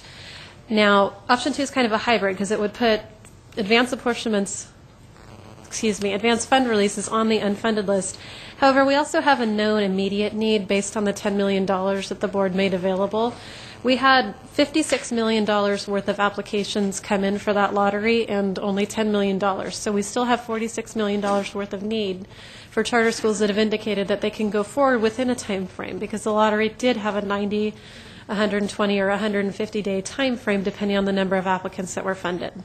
So in this option, the board could consider making additional cash available for the lottery to cover all of those that submitted a request, and then future advanced design and site fund releases could be placed on the unfunded list for consideration in additional priority filing rounds. The disadvantage, the advantage to this is that it gets the cash out the door within a set time frame. Money's not sitting there, and folks would have an opportunity in the future to access proceeds from additional bond sales. The disadvantage is that when the lottery occurred, folks thought it was for $10 million, and they didn't know that their decision to participate in the lottery was going to have any sort of bearing on the dispersal of future bond proceeds. So they may be at a disadvantage for not having applied. Maybe their advance fund release was in excess of the $10 million, and they needed more than that in order to purchase a site. So it's a possibility that they didn't apply simply because the number was too low in the lottery. Options 3, 4, and 5 are similar to option 1 in structure in that it's a reservation of funding, and it deals with the different filing rounds. So in option 3, you would be dealing with the two oldest filing rounds first. Those projects awarded preliminary apportionments in 2005 and 2008. These are the rounds that have actually been declared inactive. The total need there is $168 million. Under option 4, you'd be dealing with only the oldest filing round, which was in 2005, and that's a $40 million need. And in option 5, you'd be dealing with the two newer rounds, Proposition 1D, which was in 2008, and then the 2009 filing round, and that need is roughly $138 million. And option 5, the imbalance in the cash proceeds available for the October 2010 priority round, we had the least amount of money in Proposition 55, so that would free up some additional money for Proposition 55 for priority funding apportionments. And it also deals with the newer projects, there's a mix of projects in these other options because just because they're the oldest projects doesn't necessarily mean they're ready to move forward. Some of the newer projects may be in a better position to move forward more quickly. It all depends. So, and then option 6 would not make any cash available for the CSFP advance fund releases. And then we have, as a second piece of this item, we have the critically overcrowded schools environmental hardship fund releases. They're structured the same way as an advanced site fund releases in the charter program. Again, these are for the sites that require extensive cleanup, and it is based off of the preliminary apportionment. So again, this cash need is not on the unfunded approvals list at this time. Now, there are, of the districts with the remaining preliminary apportionments, it is Los Angeles Unified that has environmental hardship approvals that are waiting for a cash need. Now, they have, with the last action that the board took, several of their projects that had environmental hardship approvals were covered with the full grant funding, so that's good. So it lowered our totals here. Under option 1, it's similar to the structure of the charter school option 1, where the board would be reserving $86.6 million for the environmental hardship fund releases. Staff's original recommendation was to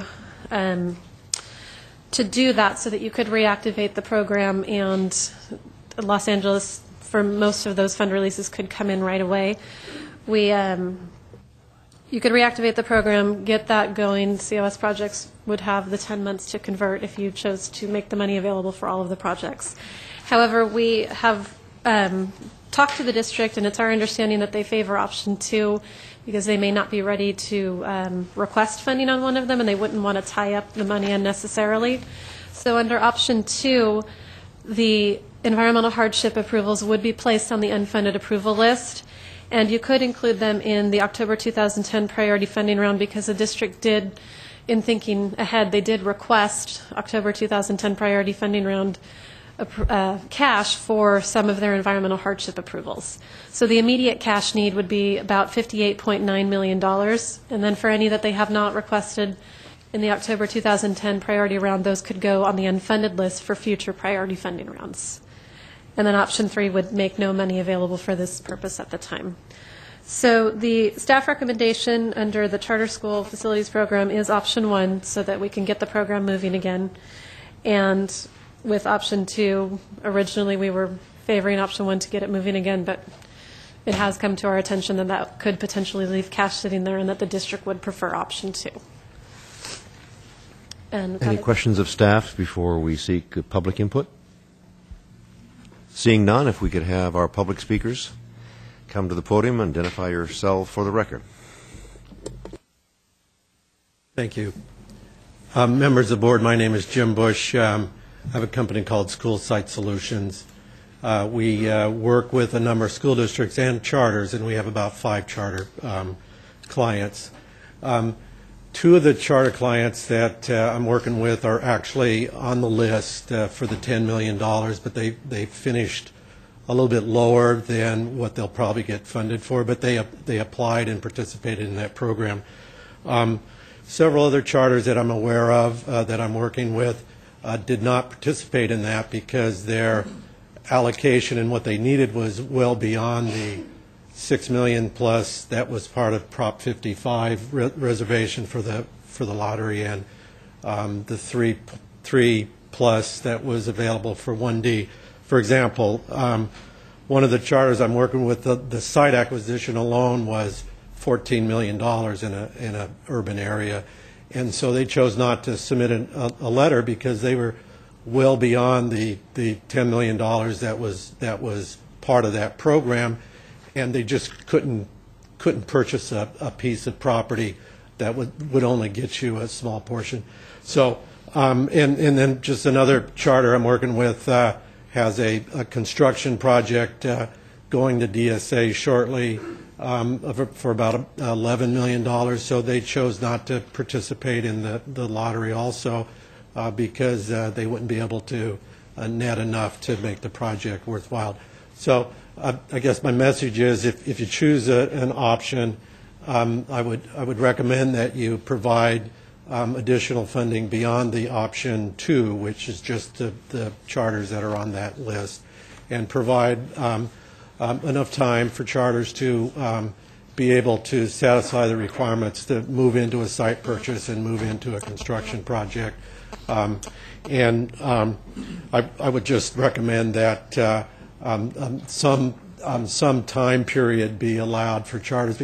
Essentially, a charter is a financial hardship project. They don't have any funds to allocate to a project except for these funds. So it's difficult to move from a planning project to a site acquisition project to a construction project without the ability to have some money reserved. So thank you very much.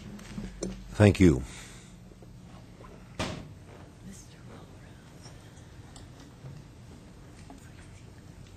Dave Walrath, representing California Charter Schools Association.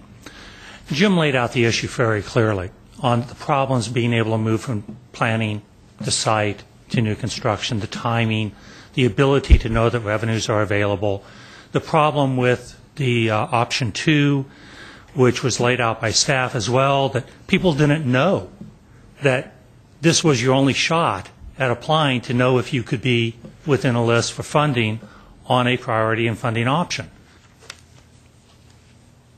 Representing charter schools, we naturally prefer option 1.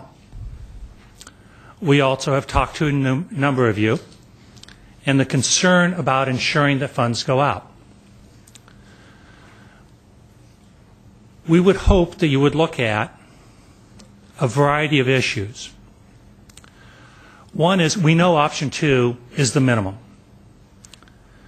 If you're coming back in January or February, you theoretically could reopen for charters during that month period and let those who didn't apply, similar to Jim's clients, an option to apply and then come back for consideration in January.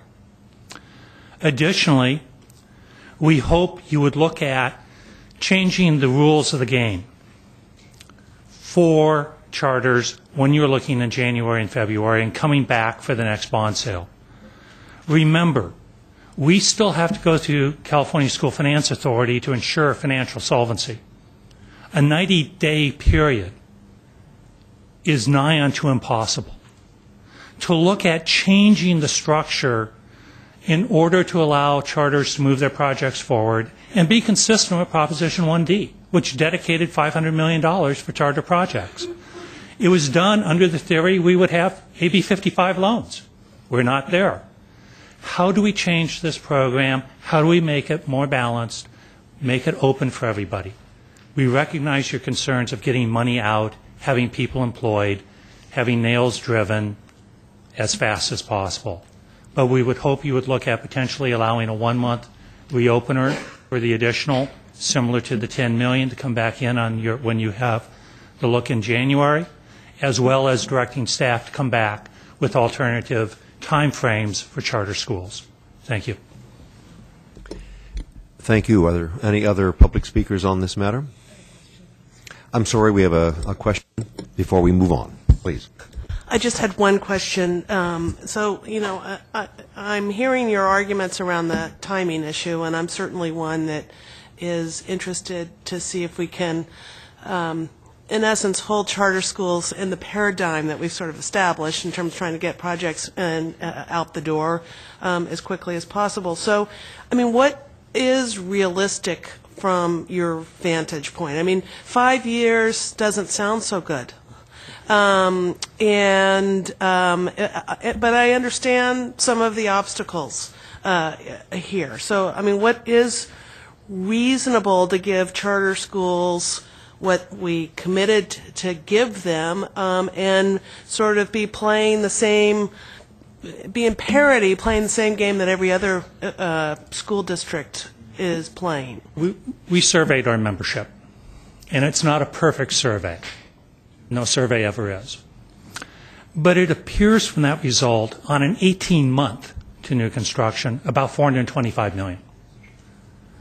So similar to career technical education 18-month, because of the challenges they have to go through the multiple approvals and everything else.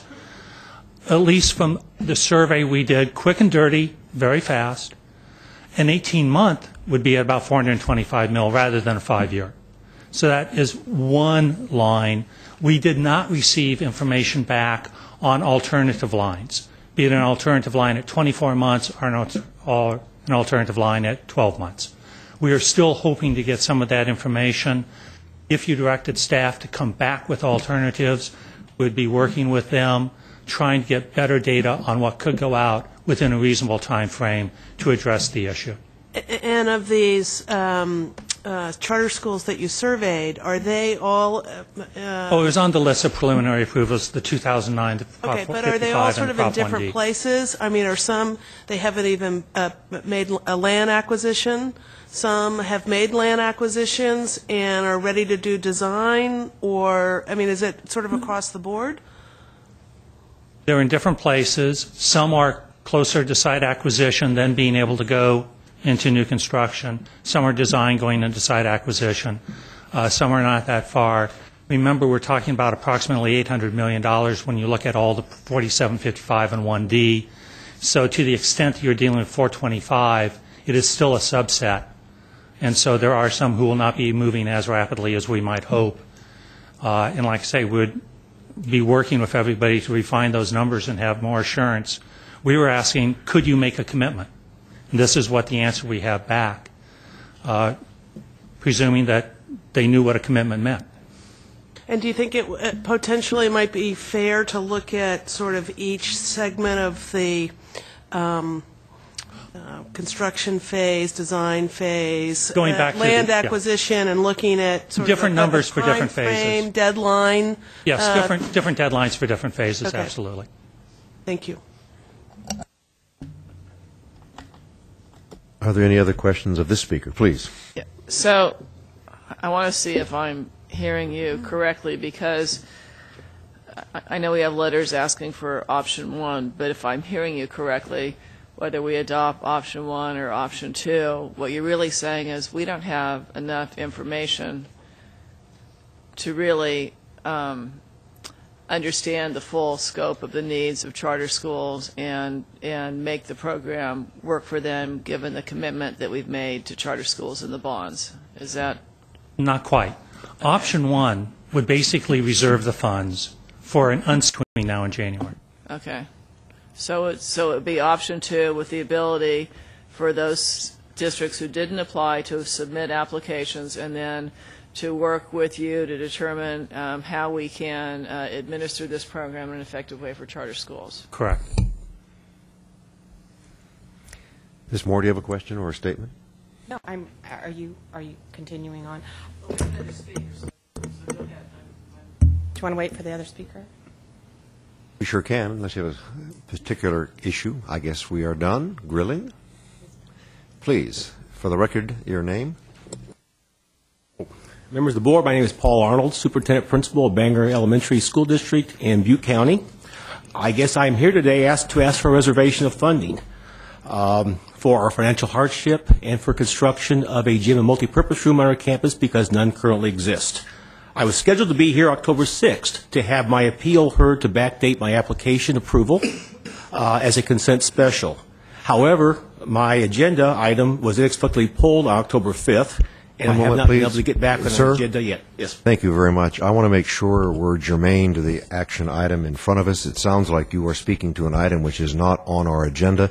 It may be a compelling issue, but I'm not sure it's on the agenda. Can I have some advice as to whether he should be heard under public comment or whether he may speak to this issue, which is an apportionment question? And Mr. Harvey, I believe we do reserve time at the end of our meeting for public comment, additional public comment that may not be on the agenda. It's safe to say the Bangor matter is not before us, and that would be the more appropriate time to hear this interesting and compelling argument. Is my understanding it will be coming before the board imminently. With that advice, I would ask that you address us at the public comment portion. We do want to hear your issues, but it's not relative to agenda item 12. Okay. Thank you very much. A question? Well, I didn't have a question. I wanted to make a motion. A motion is always in order. Well, I wanted to make a motion along the lines of Assemblymember Buchanan relative to accepting option number 2 and directing staff to come back with us relative to some options that we could look at to get charter schools on a faster time frame, and how that's looked at on a phased process, and also have them come back in terms of having another opportunity to get into the queue. And that would be my motion. Would you also cover the issue on the COS option 2 in this? We have 2 issues, the one with charter schools and the other with critically... Yes, I would move option 2 for the second part as well. So our motion is option 2 on both of these matters. There is a subset on the first relative to staff coming back. Is a 90-day time frame or some time frame reasonable staff to fulfill this issue of flushing out, putting them on a more equal playing field, but also making sure whatever we do gets the money out the door and doesn't have the 5-year lag time and such? Can I ask a question on? Oh, absolutely. On option 2, it also puts the remaining advance design and site fund release requests on the unfunded list, which they could participate in a priority funding round for 90 days. So are you requesting that we come back and at a minimum they would be able to participate with the 90-day timeline, and then we would come back with options to consider altering the timeline for charter schools? Is that what you'd like us to do? I mean, certainly if there are charter schools out there that can compete in the 90-day time frame, absolutely, that's great. Let's move forward. Let's treat them with the same parity as everyone else. But it sounds like there are some obstacles for charter schools that we should consider down the road. If I in the next 60 or 90 days. If I heard the motion correctly, it also allows those who didn't apply to come back and apply, correct? Okay. Is the board comfortable with what the motion includes? Any questions on these option 2s with the amendments articulated? I'd like to speak to the motion. Okay. As I understand it, whatever we don't reserve today potentially is funding for other priorities as well. So we heard earlier that we have $1.7 billion in cash. We apportioned, or whatever the term is now for cash, we put out $1.4 billion in cash, which leaves $300 million in cash that is available to the board. We're putting out in this item $45 million. I think that through this motion, $45 million is agreed for charters, and what is it, $83 million for environmental hardships. 48 million. 58. 46 and environmental hardships. So, roughly less than half of that.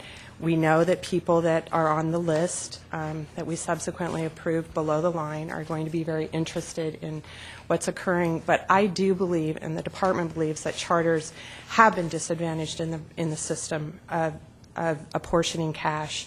We've had approximately $4 billion in cash that's gone out since 2008. As I understand it, charters have received less than 1% of that. I do think they've been disadvantaged, and that they also have, as Cynthia's not here right now, but we sit on the California School Finance Authority Board, which also they have to go through, which is an additional check and balance in the charter arena, and it does take them longer time.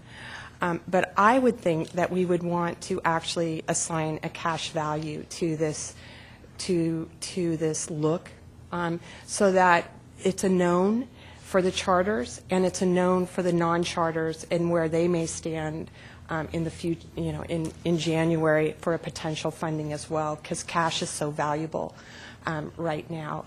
And I would propose that if you would be open to an amendment, that amount be $50 million additional. So $95 million for option 2, with a round that the charters that may have been dissuaded from coming in on the $10 million because it was so little, that they have another 30 days in which to do another round, because again, I think the interest of everyone is to provide incentives for people to move their projects forward, charters included.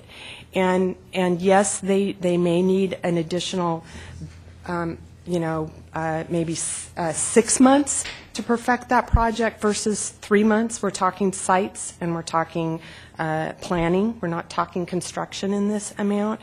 And then that way, charters know that they have that amount to work with. We hope that they come forward in 30 days and participate in that program. If they don't, the board has authority over that funding, and maybe there's somewhere else that it's more that we should provide it to as a resource. And then other local school districts can gear their place on the list that we just established, and it gives I think a more clean, a more solid lay of the land for people to make their decisions within. I'm certainly happy to consider that as an option. I think the only caveat, and you might have already said it and I just missed it, but the only caveat that I would certainly like to see is that if we increase the amount, as you're suggesting when staff comes back, and I presume staff will do their due diligence about coming up with a fair process so there is parity between charter schools and non-charter schools. And so the caveat being that when they do that we create, when we agree upon some time frame, if they don't meet that time frame, then and there's money left over in some sense, that we have the option then to move that money elsewhere. I completely agree, because cash is so valuable. But I do believe that charters have been disadvantaged, and that we should try and rectify that, and give them their fair shot at it as well, given the knowledge that we know they have an additional board to clear before they come here as well. May I be just a little arbitrary and say that we will handle that very good public policy question in a separate motion? I sense that there is consensus on the motion regarding option 2 for the 45 and the 58, with the request to come back for some additional information. Why don't we handle the additional funding question in a separate motion? So let's 58 or 86? It's 58 because the LA and staff agreed that option 2 was more appropriate for their needs, and option 2 is 58-8. Thank you. Got it. So can we have a roll call on that motion, and then we'll... We have a second to the motion. I'll second it. Senator Lowenthal? Up the amount, or are we doing just, we're not doing, we're just doing the... We'll do the... Aye. Assemblymember Gorel? Assemblymember Brownlee? Assemblymember Buchanan? Scott Harving? Aye. Kathleen Moore? Aye. Lynn Green? Carries. Thomas Moore, would you restate your motion on the 50,000 with whatever conditions you wish, and we'll see... 50 million, I'm sorry. 50,000, yes. That we place $1 here and that we $1 there. place an additional 50 million into a second funding round for charters in the same manner that we did the 10 million.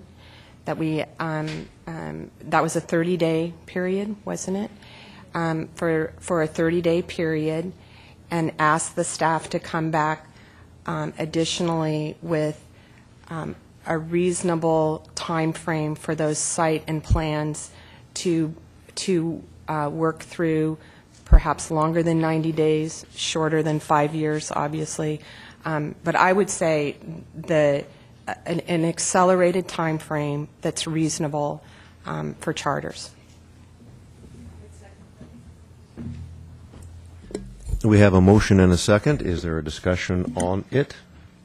Otherwise, we'll call for a vote. Mr. Davis. I just want to be clear what if somebody could restate so we know. I wasn't clear on what the motion was. Did you have a Can question? I ask a quick question? The $10 million charter lottery did have some time frames associated with it, depending on the number of recipients. So we had a 90, 120, or 150-day scenario.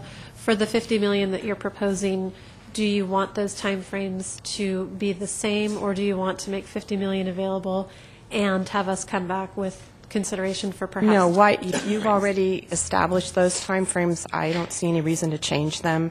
Okay. So I'd stick within your existing framework. Okay, and then in the future, for future cash If you'd needs, like me to clarify again, I would say that the motion is for placing $50 million from the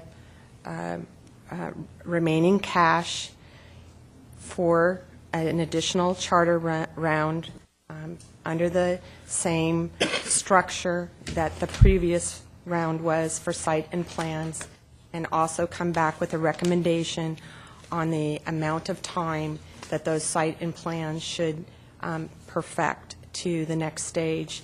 Currently, it's 90 days for all other fund releases, and whether we should extend that because of the California School Finance Authority component of the charter approval process. Then, can you just clarify for me then on the motion that just passed, on the amount, what was the amount?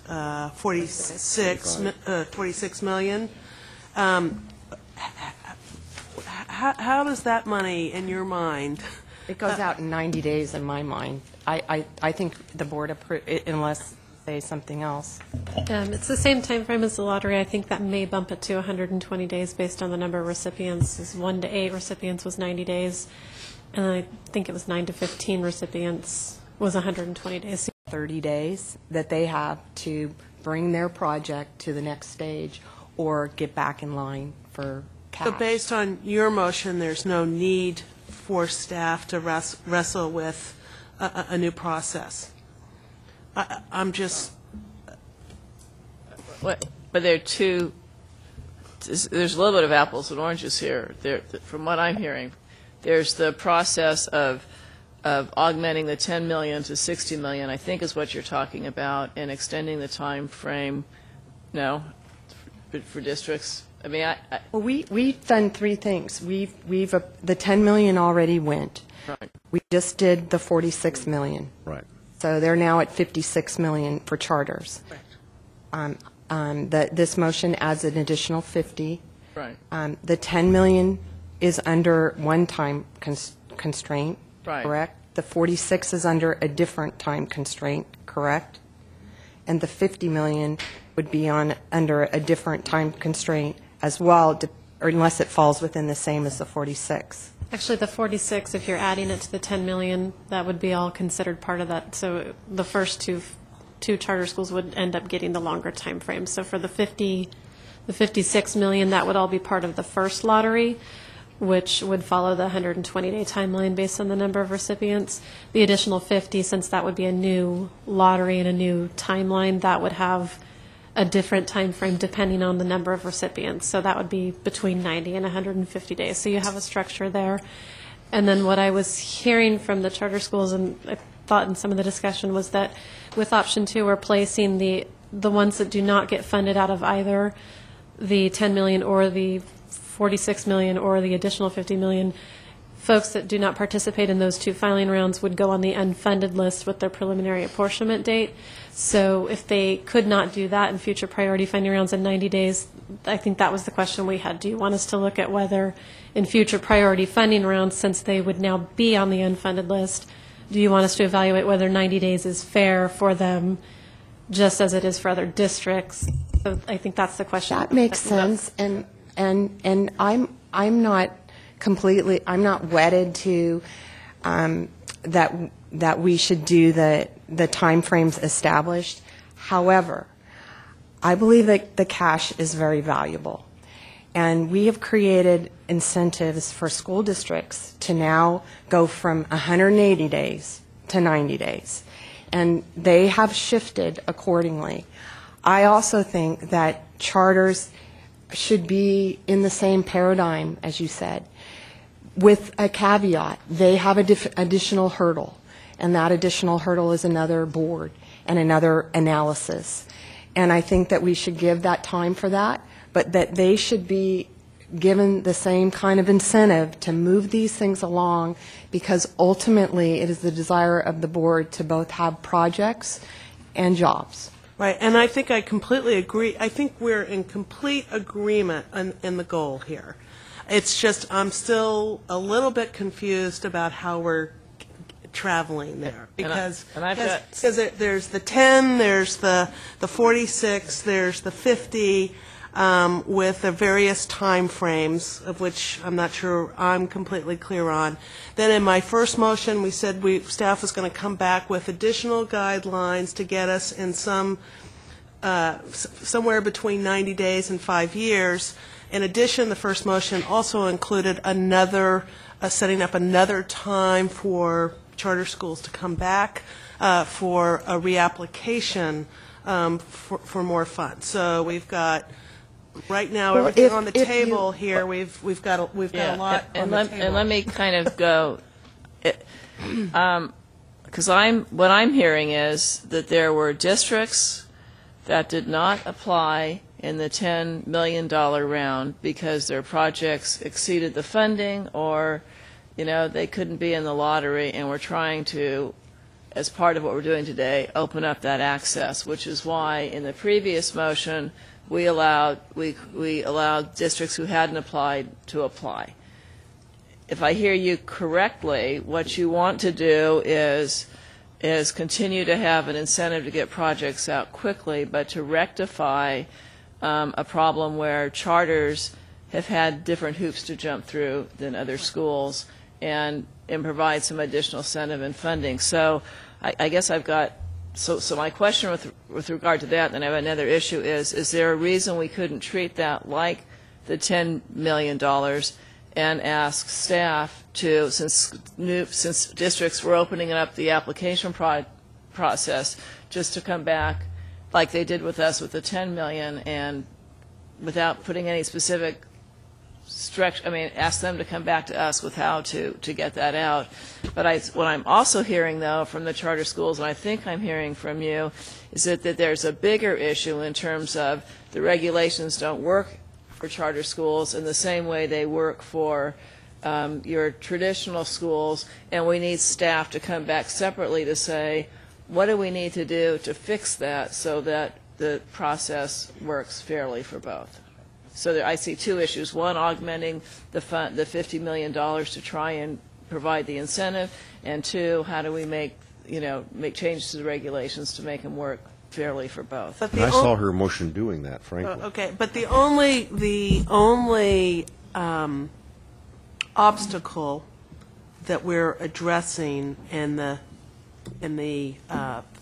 for the 50,000 and for the 10, or for the 50 million and previously the 10 million, is the time in which it would take for those projects to get through this CFA. What is it called? California School Finance Accord. School Finance, right? Yeah. Okay. And I understand that that's an obstacle and that needs to be addressed. I also understand that charter schools don't have any cash, so when they need the cash up front to be able to go purchase land, they have to do their design, they have to do all these things which take time. And I'm trying to also incentivize, I guess, in a dual way, one for the students of California to have schoolhouses to learn in, but also for the state of California to get people back to work, to get these projects out the doors as fast as we possibly can. So by looking at the phasing of a project and saying, realistically, what would be a good incentive for them to work more quickly and perhaps prioritize that in their things to do, that they would. And so I guess I'm seeing more money being allocated to jump the hurdle for the process by which it has to go through the financing piece, but we're not putting that money in a category of which it's going to make them prioritize and get the project out the door quicker. That's because I'm not explaining it well. Because that is the goal as well. I think that First, we have charters that have not, I believe, received their share of the cash. We also have a program that has changed and has provided priority for those that move quickly or that can take action. We want to hold charters in the same place, but also recognize some of their differences. And so what I was saying is place the $50 million in, do the round. They have the 130 days to go through additional hoops, as you say, and they move. And if that is, But they might not, because then we look at the larger. Then we look at the larger issue, because, as we know, if you give 18 months, you can take 18 months. If you gave 90 days, people took 90 days. So it's not an easy environment to work within. 90 days is very difficult for school districts. And, we're giving charters, 3 months more than that, perhaps, or a couple of months more than that, but not that much. So I was putting a time frame on it, but I didn't. But just for one phase of the project, which is the financial approval, not for all of the other things. No, I'm saying that not for the financial approval, for the perfecting the site and plan, just like that's how the program's operating right now, right? Right, under the current lottery system, they have to actually submit the fund release within the time frame. And financial soundness is one piece of that, but they also have to have the other components of the fund release. So with the 10 million and then with the 46 million and then potentially with the 50 million, they do have to come in for the funds within the timeline that is set in the structure of the lottery. Ms. So Brownlee, that is still Did there. everyone hear that? That They just do. as in the 10 million, if we add this 50 million, there is a time certain where they have to come in and perfect. So it is like we got the 10 million out within that time So frame. that's back to my question is the motion So is that simple and all we're shovel doing in the is ground? augmenting the 10 million by 50 million? Is that the motion? And that's shovel in the ground. But we're not dealing with shovels in the ground. We are dealing with site and planning. This is only site and planning to get them to the shovel in the ground, because So again, is the motion to augment the 10 million by $50 million so we can get more projects to the point where they're ready to get shovels in the ground? Is that what the motion is? Well, it's actually a separate round. The 10 million has already run its course, so we wouldn't be augmenting it, but we're replicating actually the it. 46 million, the 56 million has run its course by our prior action, correct? So it's an additional 50 million to have a round, and that round has a specific deadline for moving to the next stage or. So you want to create a second round with $50 million. Is that what we're doing? Yes. So in two motions, we would have allocated $96 million. And that $96 million, even though they're going to be separated into two motions, would be dealt with by the same rules? Yes, but they would be different time. Yes, same rules, different time frames, because the 46, their clock starts ticking today. You want to create a second round with $50 million. Correct. That is correct. Okay. That's really what is happening. And then staff is going to come back with another set of rules, in essence, to kind of get between this 90-day, 5-year thing, or whatever future monies we may allocate. That's also correct, based on your motion. And in my motion, we also said that they're going to have a second round to apply. Right. This will be the second round. What we're doing is putting $50 million towards that. Toward that. Towards that round. All righty. You comfortable? Sorry that I'm slow on the... You were the second of the motion. Are you still comfortable as the second, so we can have a roll call? Yeah. Yes. We'll call the question. Sorry for creating complexity. No. I also just want to say that once this is done, we do have additional cash that's left over that we may want to be discussing.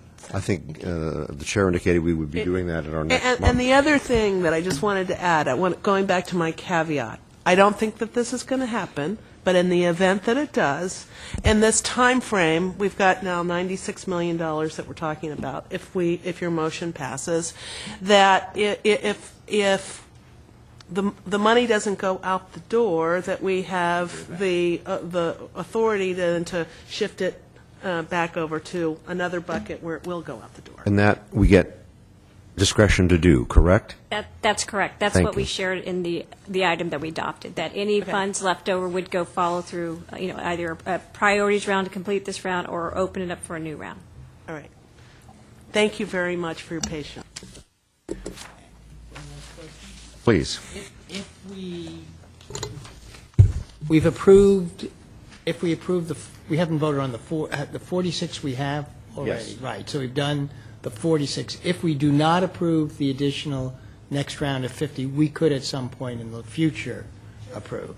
Yes, we could. Yes, fine. Are we comfortable then for the roll call, please? Senator Lowenthal. Senator Hancock. Assemblymember Gorell. Assemblymember Brownlee. Assemblymember Buchanan. Scott Harvey. Aye. Kathleen Moore. Aye. Lynn Green. Aye. Carries. Thank you very much for that robust discussion.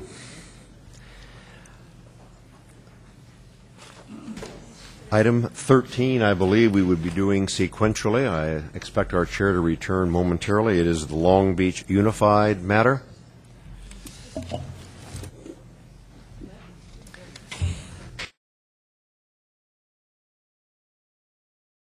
The geographic 7. I personally don't feel like going that long. Oh, no. I think So I we've think gone that- beyond a reasonable hour already. I don't know. I mean, 50 million. so I think that I think we need to do tab 18. We did. We did 18, didn't we? We did. Oh, we did the COS. Oh, that's right. We did that earlier. did it? Tab 17. Do we need to do 17 or can it wait? Let's open up the round for overcrowded relief grant. Okay, then let's do tab 17. Who's presenting? Tracy Sharp.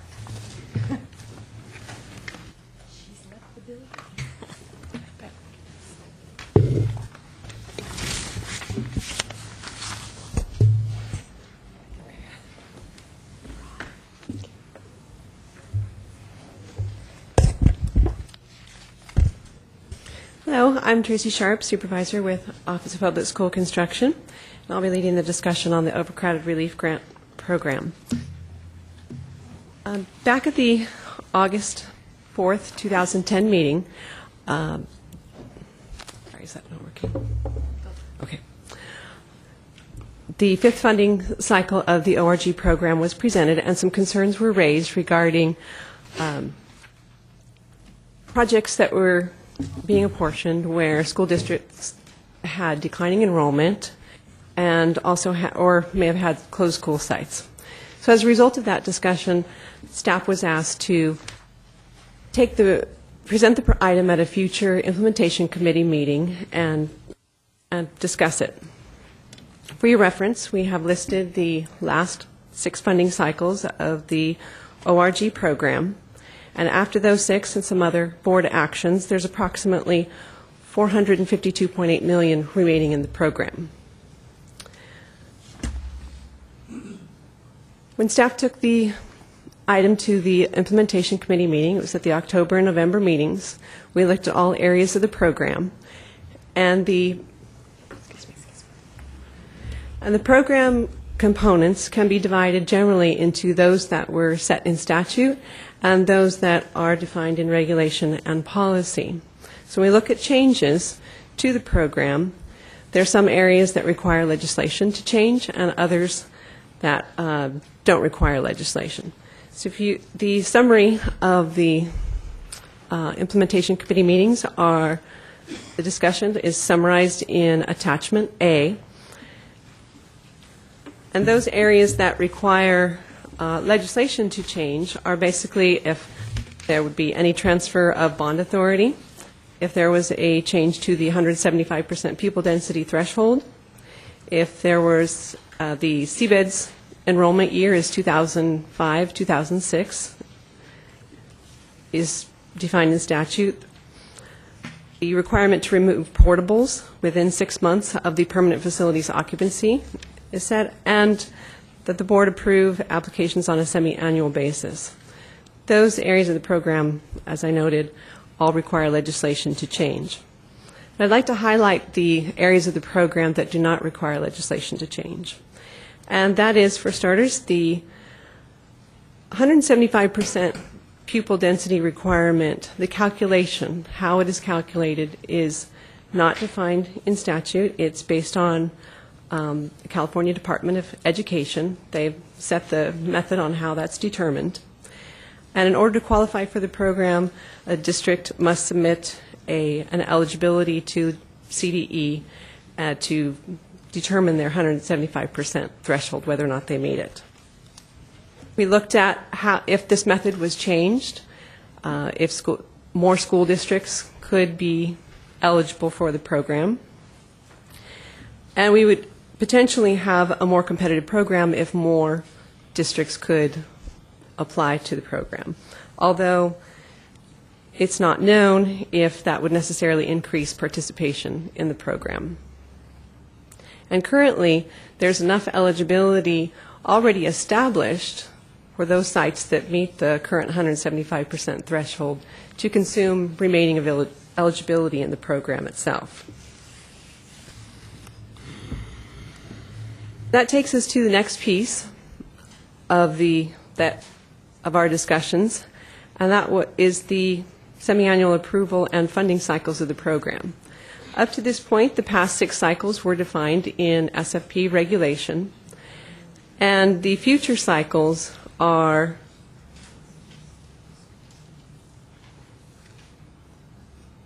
open for establishment at this point. The regulations have two different, or could be interpreted 2 different ways. In one section, section 1859.184B7 states that the board may accept applications every 6 months. And section A2 states that the board shall accept applications on a semi-annual basis after January of 2008.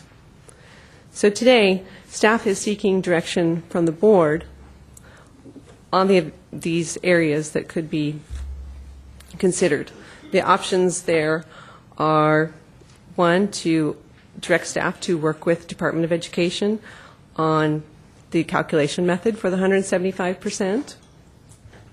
The board may decide to establish a 7th funding round for the ORG with a final file date of January 31st, 2011.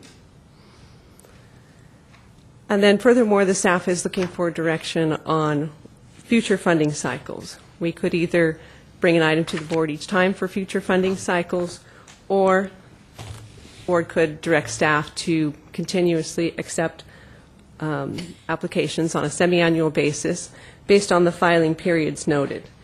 Each cycle would be opening and closing. February 1st be the opening, and January 31st.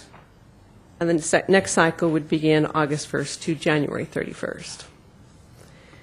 We don't have a recommendation at this point. The staff is seeking board direction on these options. Is there any public comment on this item?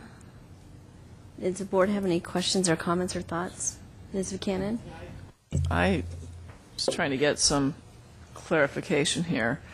When we say we've got 175% pupil density calculation at a school, does that imply there's no capacity in the district, that the district's at full capacity and you have a school that's just added lots of portables, or maybe it's an urban site? I mean, what schools tend to fall into that definition? I know, but it says, that's what I'm trying to find out. It says the school site must have a pupil population density equal to or greater than 175% of CDE's recommended population density. Assemblymember Buchanan, I'd like to introduce Fred Yeager from our office that can talk about the specifics of the calculation. Okay. Yes, Fred Yeager, Department of Education. And yes, it is site specific. So there could be one site in a district of 50 schools. where the school district as a whole may have capacity, but the site, one site itself, may be severely So overcrowded. do we require a district to first consider making boundary adjustments to eliminate The statute that doesn't apply overcrowding? for any analysis of that. It's each site stands uniquely. And there are some adjustments in statute for deducting for multi-story construction and class size reduction portables, but those are the only. Because it seems to me if a district is at capacity and you've got a site where you just have to keep adding portables and all of a sudden you have no playground, then they should get the grants and go up to 2 stories or do what they have to do. And if you're in an urban environment, there are times when you have no options to acquire land or whatever. But if it's just one school, then my question, and you have capacity, my question is, why aren't we requiring districts to take a look at making adjustments? Now, that's not to say that you can always make those adjustments, because you can't always change boundaries in a way that require kids to travel great distances. So, I mean, that was one just sort of general question I had. But beyond that, we have all these pots of money, and when we don't get enough people to apply, it seems like we're always trying to figure out how can we get more people to apply or whatever. And it seems like if there's a need, there should be applications. When I look at, we just transferred money to new school construction, and we know we have a need there. So my question is how do we assess what really is the need here? And if there isn't the need, then can we make a decision, for example, to transfer it to new school construction? Is there something we can do so we're addressing a real need and we're not trying to find a way to create need? Well, I think if the staff's determined that, that we would have to get statutory change in this instance to transfer but maybe we should have. And that's which argues for it argues for me to have that we just accept these, we open up around and we accept these applications continuously, and you'll see that there's no use for, not no use, but that there's little demand on this pot, and then we can recommend as a board to the legislature that they do a bill to transport, or one of you. If I'm a school takes district, it why up. not just draw boundaries such that if I want to modernize a school, You'll get recalled.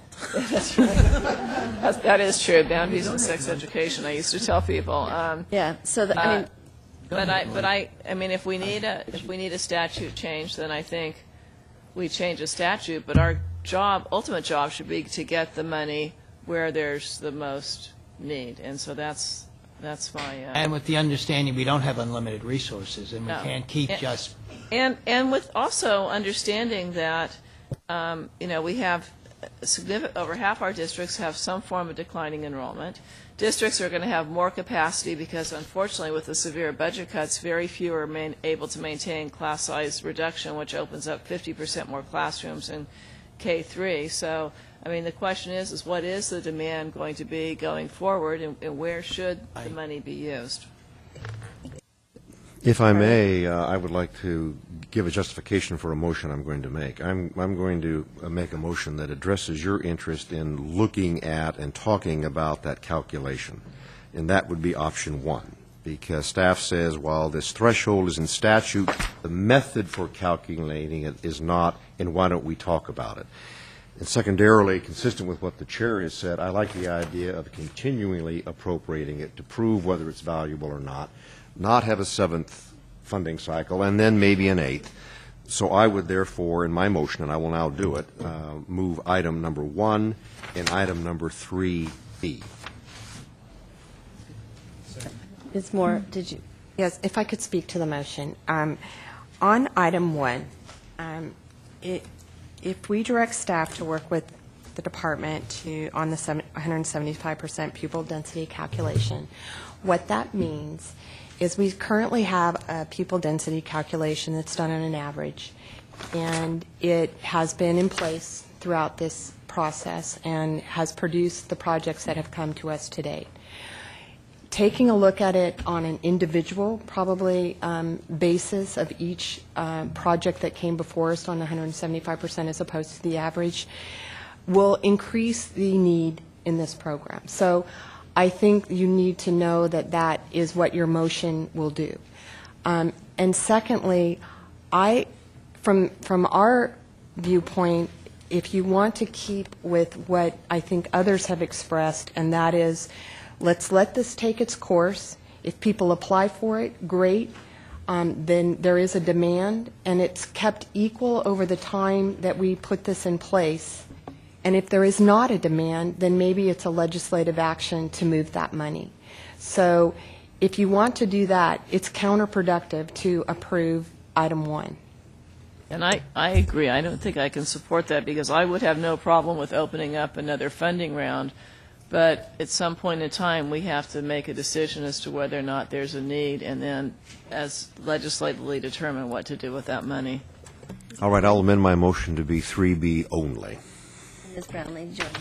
Well, I just wanted to add to the conversation here is that, and I don't have any data or evidence, but what I have heard is that when we missed this last round funding cycle, that actually school districts were told that they couldn't apply. So if they were told that, and I don't know whether that's true, then we don't really know if the demand, was there or not there. I don't think we really know. So I'm sort of the same feeling of sort of letting it move its course. And interestingly enough, some of the comments that you made, I was thinking actually just the opposite in the economic turmoil that our schools are in right now is the only efficiencies and economies schools could potentially gain, albeit it's not an easy decision to make at a local level, is to close the school down. And if you have to pack more kids into a school, you get the efficiencies there. I mean, if you have just, you don't have a full school, you still have to have a principal, you still have to have custodians, you have to have, these things. And so, I don't know if that is actually playing into any of this at this moment in time. If you have a school with 720 students, you have 120 students per grade level, right, in elementary school, for example. If you have K-12, if you have class size reduction in K through 3, 120 students, you're going to have 6 classrooms, Yeah, but right? there is no class size reduction in this moment in time. But let me finish. Okay, that would be 6 classrooms per grade level, or for your 4 grade levels, 24 classrooms. If you have to give up class size reduction, you go back to 30 to 1.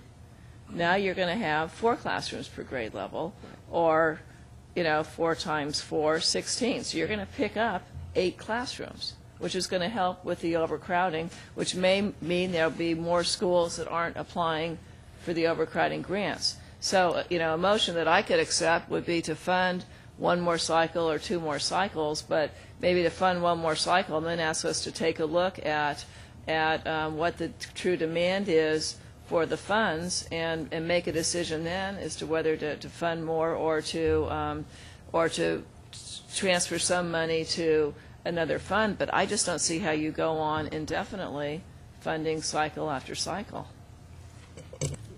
Public comment? Did you have last funding cycle? Well, but I understand the need for another cycle. I just, and if you Yes. need, that's what it does. You just continue with the same cycles, Madam Chair, members, Tom Duffy again for cash and not trying to prolong your meeting.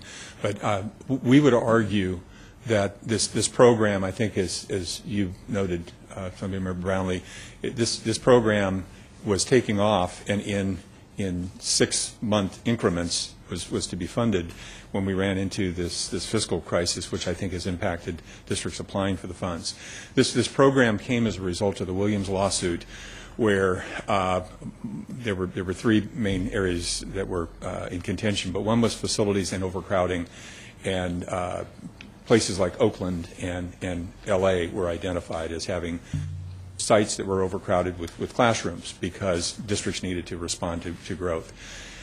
This program does not require eligibility, which is a marvelous thing for districts that are maybe at a standstill in terms of growth, but have impacted sites with a lot of portables on them. And so what I would ask you to do is to consider having the program move forward with another round or 2 rounds of funding. We would ask that OPSC and CDE work together to look at those factors of how you calculate density and encourage districts. And we all know that districts are having difficulty at this time, but encourage districts to really look at this program. So that's what I would ask of you. Thank you very much. Okay. Any other comments, Ms.? I have some. So you're talking about option 1, which is having the staff work, and actually option 1 and option 3B. You know, I feel like to really understand this is going to take a little more work on our part. I want to get the money out as soon as possible because we've got to be building schools. I'm concerned about what happens, say, in a district that's closing schools, and then you suddenly have one site impacted. Well, could you move students easily to other schools in the district so you wouldn't have to build? Or you might just need a smaller modernization grant.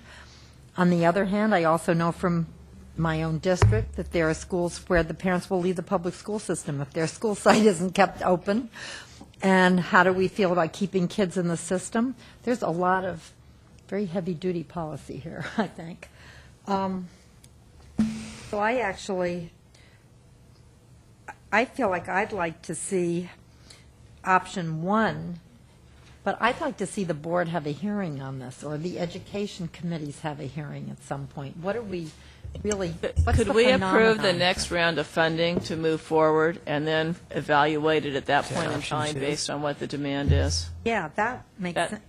I mean, then we're not changing the rules, but all we're doing is we're opening up the next round of funding so schools It's can option number apply 2. and see what the demand is and then evaluate at that point in time whether or not we need, future. Yeah. So what you're saying is then do option 2, and during this time, at the end, see what the demand, see where we're going to go in terms of the policy.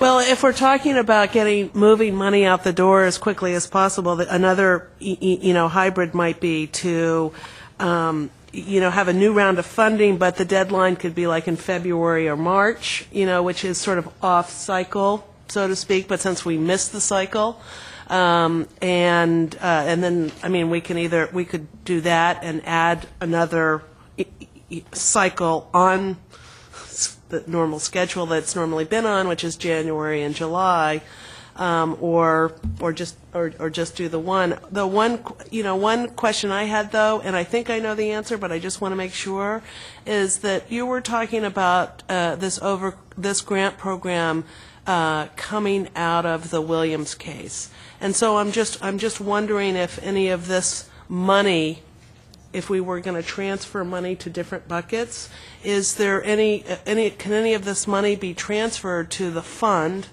for the Williams case? None whatsoever. Okay.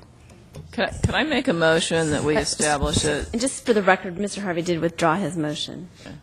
Can I make a motion that we establish a 7th funding cycle with a final filing date of March 31st? One moment before we go forward with that motion. My understanding of the regulations, it does set it for January of the year, and that's been the cycle. But we missed it.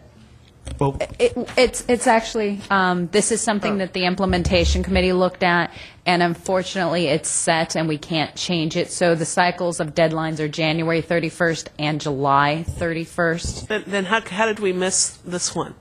Well, you can still approve a January 31st deadline if you choose option 2, and then you could approve a July 31st if you just do 3B. Right. Okay. I'm not talking necessarily to the motion or to these recommendations, but you're saying that you have to do it in January and June, but why didn't we do it in January? How did we miss it, I guess, is the question, this last funding round? I think that was something that obviously the board asked us to, at a request of a member, to go back and explore some issues that potentially, can we change regulations and have a discussion about resetting that cycle. So I think that discussion was taken to AMP, and was that correct, September?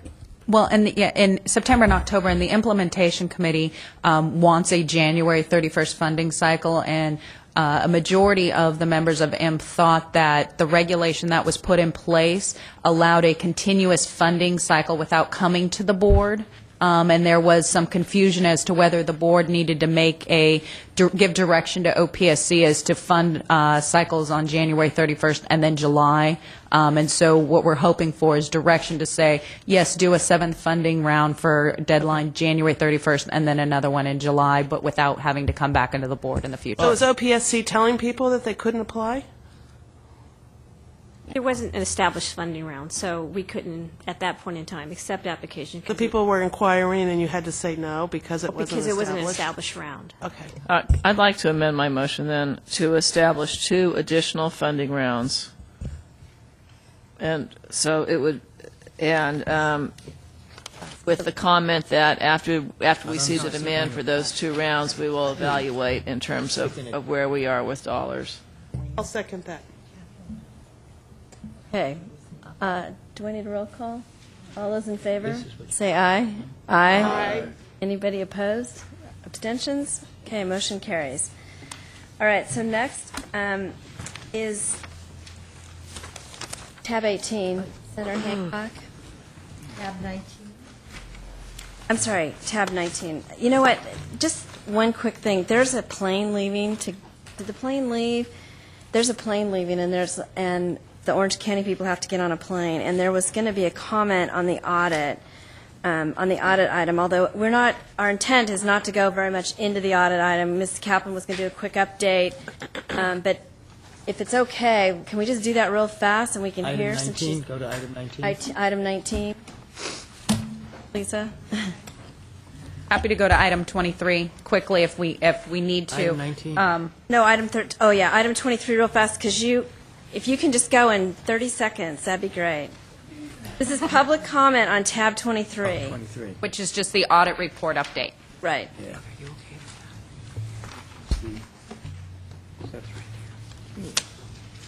Thank you for your consideration. I'm Letty Boggs with Colby Technologies, and I've been a member of the Audit Working Group.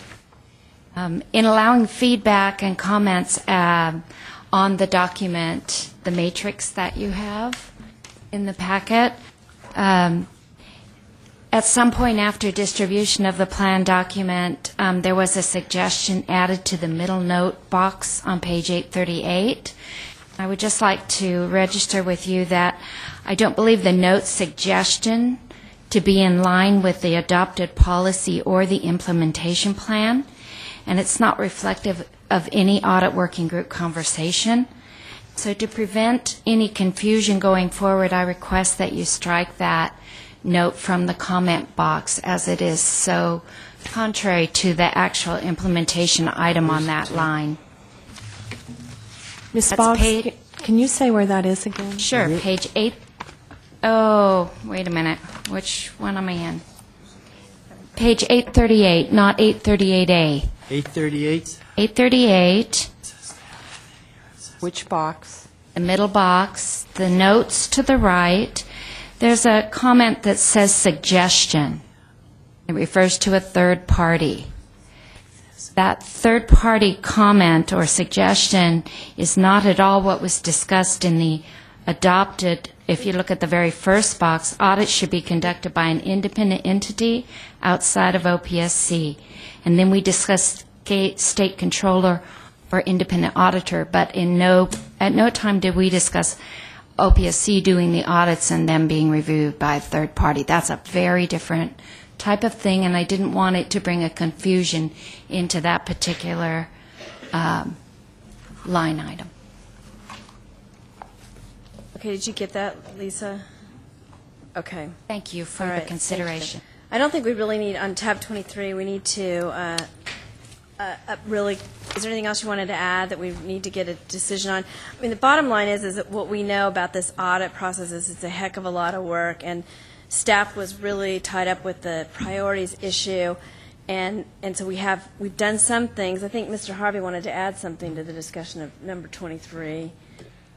DGS is done. Yeah, consistent with the working group's recommendations to have third-party auditors, I am very pleased to report that we are meeting with the state controller.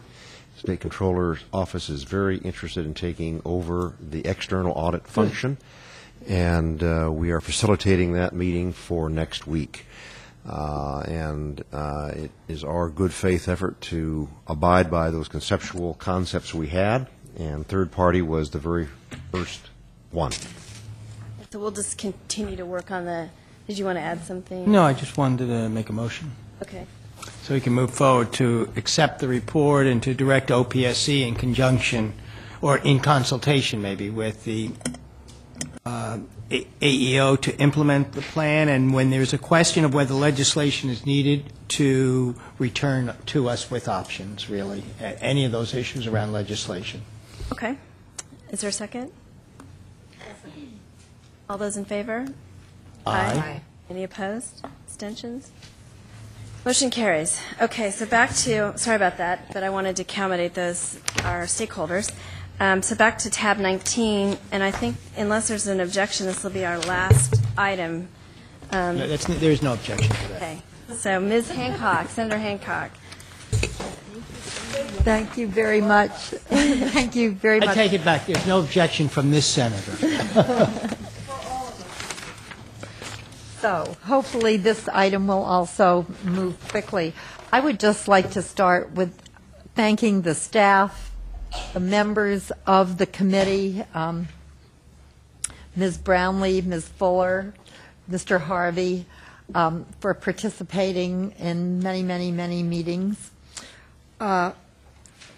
We're really trying to establish clearly, once and for all, the operating procedures and the rules of the SAB so that we could make motions and move the agenda in a timely way.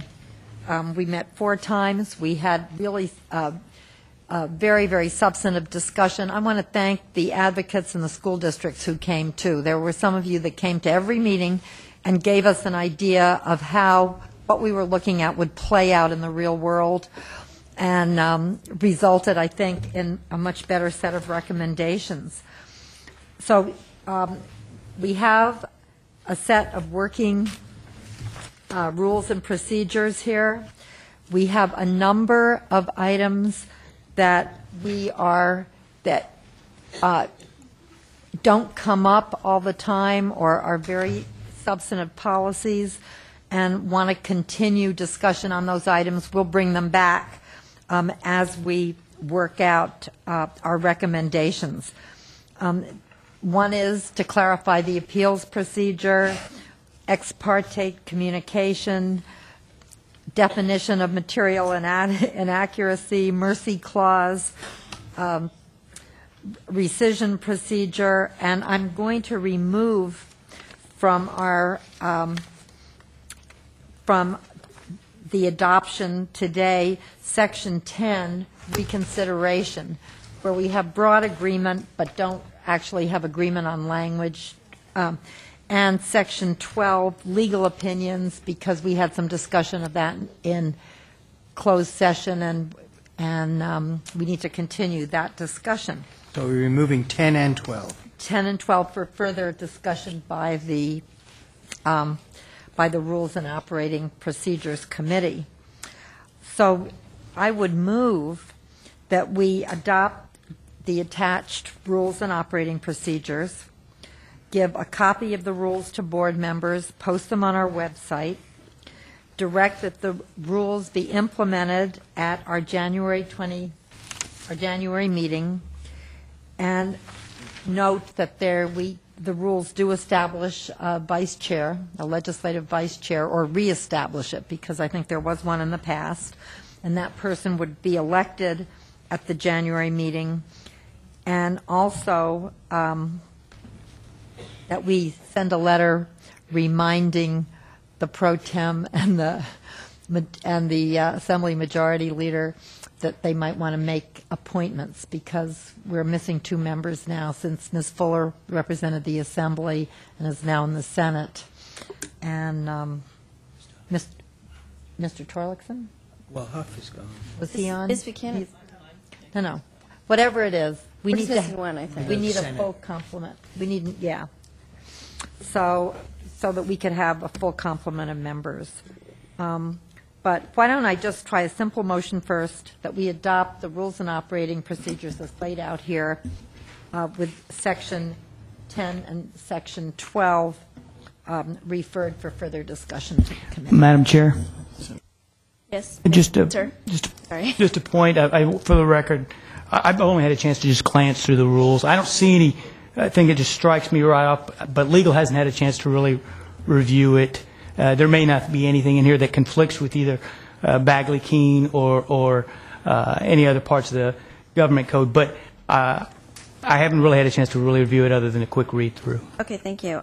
The just one point I noticed, Senator Hancock, in the section about the chair's duties, subdivision 2.4, it says collaborate with the executive officer and the assistant executive officer in preparation of the agenda and reports to the board. It leaves out the part that if you go to section 4 on the agenda, that the board's agenda is supposed to be set by the chair and the vice chair together.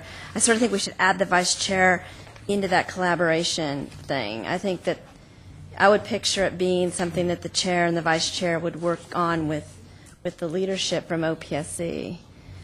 I would be happy to include that. It's just a minor point, but I think that kind of clarifies it. And then I do want to just make one comment. I talked earlier to Senator Hancock about this. I've been somewhat agnostic on a little bit on this first item on who should be the chair. And part of it, I think, is just a personal thing for me. I always feel like it's, nobody wants me to be chair, fine, I'll take a walk. But I've thought a lot about the fact that I'm on several boards and committees throughout state government, and any committee that has to do with bonds is either chaired by the state treasurer or the director of finance. And I think when you think about what the role of spending bond funds is, that makes a lot of sense. I'm guessing that when the elections happen in January, that the director of finance would probably be reelected as chair, at least in the near term. And I do think there's education policy issues that relate to whether or not the superintendent should serve. But I think I would just suggest that this is a conversation and a process that you're going to, I think, is on a going forward basis needs to be thought through a little bit more about who should be chair. But because we're doing a 2-year term, I shouldn't assume you're electing the director, but I'm guessing you will. That it's something that you may want to think about whether or not, as you think about directing this board in the future, whether or not you'd want to make it a permanent position as the director. And then one other comment I wanted to make, which I guess I would not ordinarily do, except for that I won't be here anymore. I have grappled strongly with appeals, and I had long conversations with Lisa Silverman about how to do appeals. I've been really pushing the staff lately to send letters and say, look, we don't agree with your decision. Now you got to file for an appeal so that we have some kind of we're creating a record to come to the board. But I ran into a situation with a district, and you'll see this issue in February. It's the Morongo district, where in a way the consultant argued to me that it wasn't so much that staff really shouldn't be saying we don't approve your application, that what really should be happening is the staff ought to be saying we are going to recommend that the board not approve your application. And there's a difference, and there's a subtle difference, and I don't have a good answer for you. I just raised it as an issue. I want to place it on the record because I feel like in the handling of this appeal, I went back and forth with the district a little bit, that there is an open question there. So the board at some point, as you move forward in your work next year on the subcommittee, is how do you want to ripen those appeals, and how do you want to see them, and do you want to move into a situation where you have an administrative hearing officer? Where do you want staff to draw the line? Part of it is staff is trying to not overburden the board, and we are seeing now we're going to 620, and at the same time, the board doesn't want to delegate its decision-making authority to staff. So that gets into, that's something that's got to be set. You got to sit down and really think about all the options, and I don't have a good answer for you, but I just wanted to raise that, and I know we're not deciding that issue today, but I don't get to speak publicly to this body for a year after this week, after this month. So You can come back and address it. Anytime, I might add. Okay. I think in general, choosing the director of finance as the chair is probably a very good idea and a good piece of advice. I think we're just trying to leave a little wiggle room and some options for the board. On appeals, this will be a substantive, I can assure you, set of meetings that we're going to have. And I would suggest any of you from local government who had zoning adjustment boards that were very active, there is a process, and it can be very clear, and there can be a set of reasons given for why an appeal would most likely be granted or not granted, so that there's some guidelines. And I like the suggestion that you just made, because if the staff says we aren't going to recommend it, but you can appeal, it's different than us having to then overturn the staff in some way. I mean, it lays out the fact that we're dealing with complicated situations, and there's a lot of marginal situations in which a judgment call is the only way to do it. And hopefully we will be able to do that. And I would, anyway, we shouldn't try to do it tonight, though. So are we going to move on call this? the question if you want. Are we going to vote on this? Yes. Oh, I just have a question or two to ask, if that's okay. Sure. I wasn't sure in section 5D where first you put a limit on 3 times, and then we have all these exceptions which just kind of change, when it could. Has there been a real problem with that, and why are we limiting this? Is it because we've had problems? I haven't seen any, because then you go through this whole list of exceptions, and so I just needed some understanding of why we're going down this road. I believe there are exceptions, and I think the material inaccuracy that we've seen time and time again, that's been somewhat of a thorny topic that, unfortunately, there's some items that never gets moved forward, and so I think Keeps coming back, it keeps on our agenda? Yes. So, I mean, and there are times when, there could be a request by the district, they need time, or it may not be a convenient time to be here. So, I understand the exception. I'm just saying why we're dealing with the whole. Is there a reason? Senator Lowenthal, the genesis of this was actually when I got appointed over a year ago. Internally at that time, Rob Cook, Tom Sheehy, and others were working on it, and this was set in there because of the inability to move items off the agenda. Therefore, this just stayed as for how can we continue to move the agenda if we don't have a process and things keep coming back for board determination. And we tried to put in enough examples so that it couldn't be, so nobody got left out, that they actually got heard, but that they couldn't keep coming to the board until they got the decision they were looking for. Any other questions or comments? And I have one other, under the staff analysis, and it says each item shall have a staff analysis, and then I'm just wondering about consistency. Instead of then it goes in, the OPSC shall provide, isn't it the staff we're talking about? Wouldn't we just keep saying the staff shall provide, because it's all about staff analysis? Does anybody see a problem with that? You want to keep Staff? Well, staff. Kathleen? I mean, I'm thinking about the people who direct the staff. Cynthia? To me, they're interchangeable. Just to say staff. So it's consistent throughout, because all throughout this, you keep talking about staff, except for here, and even the title is staff analysis, and I don't mind calling it staff. I'm just wondering. But it does come from OPSC. In the context of our analysis that are in our binder, OPSC is staffing the board. Isn't that right, Ms. Silverman? Yeah. That's correct, and it's generally our staff that is preparing the reports. Yeah. And part of what we're trying to get at here is, well, we may want to have that it's so difficult actually to get analyses on time. I think many of us really have to struggle when we get things at the last minute that are changes to the things that we may have looked at in the past. And trying to say, unless there's a really important reason, we need to have stuff 3 working days, 5 working days in advance, so we have a chance to have meetings and we're fully informed.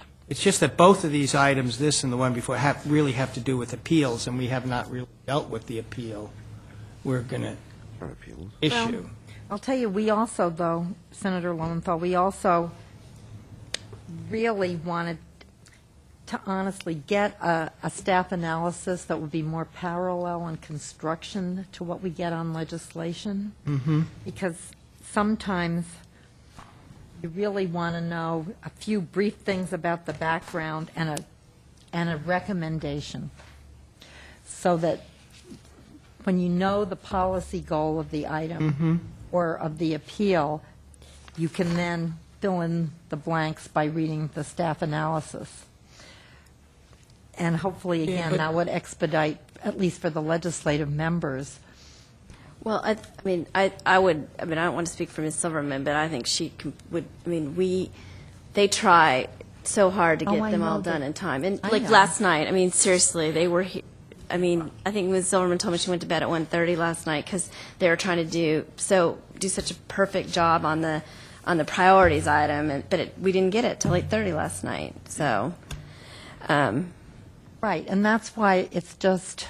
I think it's definitely it's definitely the staff's goal every single meeting, and oftentimes, there's just things happen. But generally speaking, I think we have a much better record today than we did we did in, say, January, when everything was all changed. So. No. Again, this is not a blame item at all. Right. It's just setting a procedure, and it might help staff, because there are some things, if they really can't get done, they should be held over till the next month, they can tell, and it makes it easier for them to say to stakeholders, we need to be done. You have to give us your stuff by this date because we're going to be done. Did you want to add something, Ms. Moore? Yes, just one quick question. On the background that is asterisked on page 802, and then it goes over to 803, and I'm assuming it's the background of every item. It says background information shall include the time and amount of the last approved bond as well as the amount of subsequent bond efforts. That seemed out of context. It was a mistake. It was supposed to be in reference to financial hardship. When the item comes as to determine whether, when they come on other evidence that's presented to the board has consistently asked for, have they gone for a bond, have they tried to other items, so that needs to reference financial hardship. Do you think we need to be that specific and actually just give the allowance for the background, and staff would know that on those particular items, that's always going to be something they need to cover? But that's a very specific thing in a board policy to me. And nothing else was specified like that. And we've always done that, stated in hardship districts, whether or not they had bonds that passed. And so all that information has been disclosed. And so I agree with you, Ms. Moore. I don't know if we really need to have that type of a structure. And then the other part says background information on appeals analysis shall include a timeline of events and other information about. I think that's a broad, appropriate kind of policy thing as well. I don't know. Did you want that in there? I think we should add the word approved district bond, but I'd like to keep it in there, because there have been some times when we've had appeals and various things, and then it's turned out that there's never been a bond, or that, and it just seems to me that that's a very important thing, because it gives us a measure of the level of district support for building schools. Okay, you guys deliberated. It just seemed out of context. But okay, I mean, if that is information that we want in the background of every item, what the local bond amount is, I mean that's informational item. But there's only one place that we have to regulatorily review that, and that's in a hardship case. Otherwise, we require that districts provide their contribution, and we don't question whether they have a bond to do it with, or they have developer fees to do it with, or they have whatever local resources to do it with. That's not necessarily, I don't know what the word is, our business, but in the case of hardship. I see what you're saying. In the case of hardship, it is our business, because it's one of, am I correct? That it's one of the requirements for If you failed in a bond measure amount of time, we might consider an exception to allow That is you one of into the hardship. considerations, yes. What? The consideration of when you approve financial hardship, if you've gone out for a bond and you've failed. That item is looked at for determination of financial hardship on the way of other evidence that the board should consider, if it doesn't follow into the neat box of the rules established. Well, so Senator Hancock, it might be that you would say that the background information shall include the date and amount of the last approved bond always for hardship projects, and that way, is that where we look at that? Correct? Yes, like I said, we clearly put that in every item when it comes to a financial hardship issue. Financial hardship, okay. Because, as I said, okay, otherwise. so we would say background information for financial hardship designation shall include the date and amount of the last approved district bond. That's information you need in your item. Yeah, that we would need to have. And then background information on appeals and analyses will also include a timeline of events and other information. Okay. That's going to tend to be all-inclusive. There may be other information. Background. Yeah, exactly. I got to catch a plane, so. Exactly. Okay. Okay. Now, is there a second to? Second. Second. All right, all those in favor? May I ask, Aye. at the subcommittee, I spoke very similarly to the chair relative to who should be the chair of this body, and I felt strongly that it should be DOF. If we could bifurcate the question so I could vote no on that matter, so long as the agency designee is included, I would appreciate it. Or just be reflected on that portion as a no vote. You want to sever the motion? Yeah. Everything but the chair. Everything but that. Well, that'd be good, and That would be agreeable, sure. Let's do that. Okay, so all those, so that we're voting on everything except for section 2. All those in favor? Aye. Aye. Opposed? I believe it was also with exception of 10 and 12. Well, we But, yeah, those were out. That was in the motion. So now, we have a second motion on section 2? Yes. Section 2. I would so move. No move. Second. Okay, we have a motion section on section 2. All those in favor? Aye. Aye. Those opposed? No. And all abstain. Because I like to be courageous. Okay. Congratulations and thank you. And it's not done. It's obviously a work in progress. It's a work in progress, but we've taken a step in the right direction. And thank you, Cynthia, Thank for your you. help and Thank you. everybody. So, at this, we're going to have another meeting. Yes, ma'am? Sure. Don't ask. Well, we have to have public comment, but I think, are you Public telling me? comment, yes, Banger. Well, Is there a tab that we have to take out? not a Tab tab. 20. Tab 20? You're doing another one? Oh, if you want. We don't have to do that right today, do we? It's Mr. Zian. What? Mr. Zian.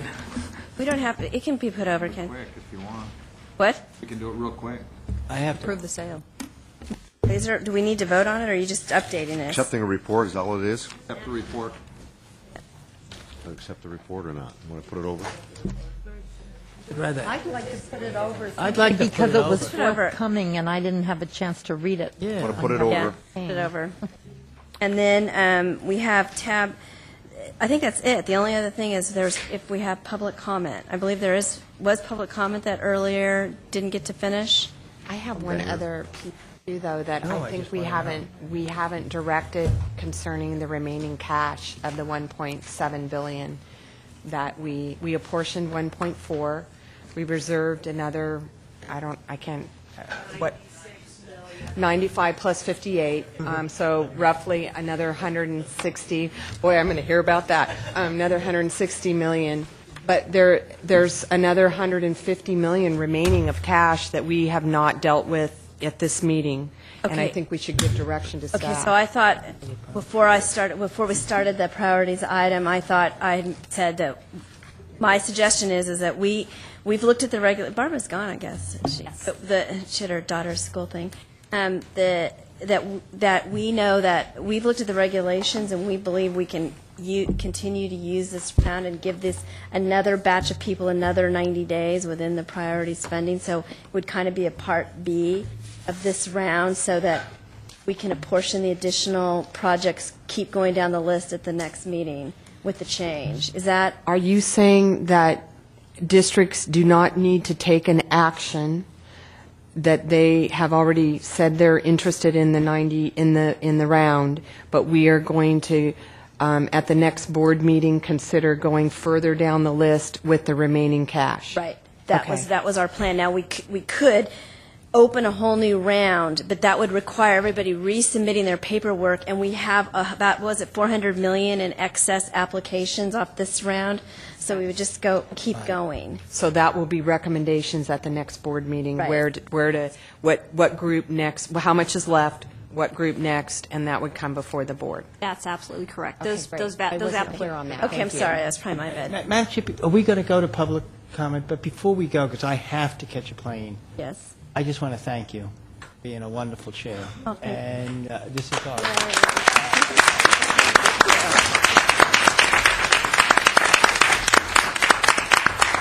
Well, specifically to that, I'm sorry we're going to go off topic, but on that matter of order, sorry, Dave, on behalf of the State Allocation Board honoring Cynthia Bryant, and whereas obviously she began serving on behalf. Oh, you don't have to read it. Anyway, thank you again for all your service, and I think we all appreciate the effort you put in, very long hours, and I hope we did our best to prove that we can definitely do these in tough times and obviously stimulate the economy. Again, thank you again for your leadership. I have generally been not saying anything in all these board meetings because I'd have to go through this every week. But obviously the State Allocation Board is very special to me. I just cannot thank the members enough for all of the support. My staff at Department of Finance, they're fantastic, and the OPSC staff, who's just been fabulous, and the stakeholders. This is a great group of stakeholders, all of you that are left out here. You can spread it around. I really have had a great time. I really am very, very grateful, so I appreciate it. Thank you. You're here.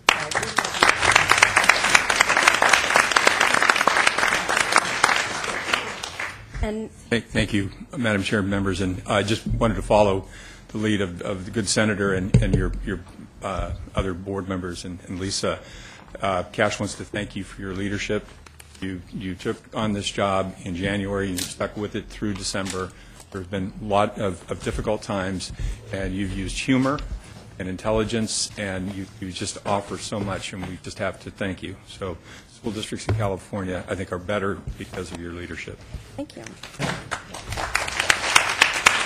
So, is there additional public comment? Because I heard a district got cut off. Are they Bangor?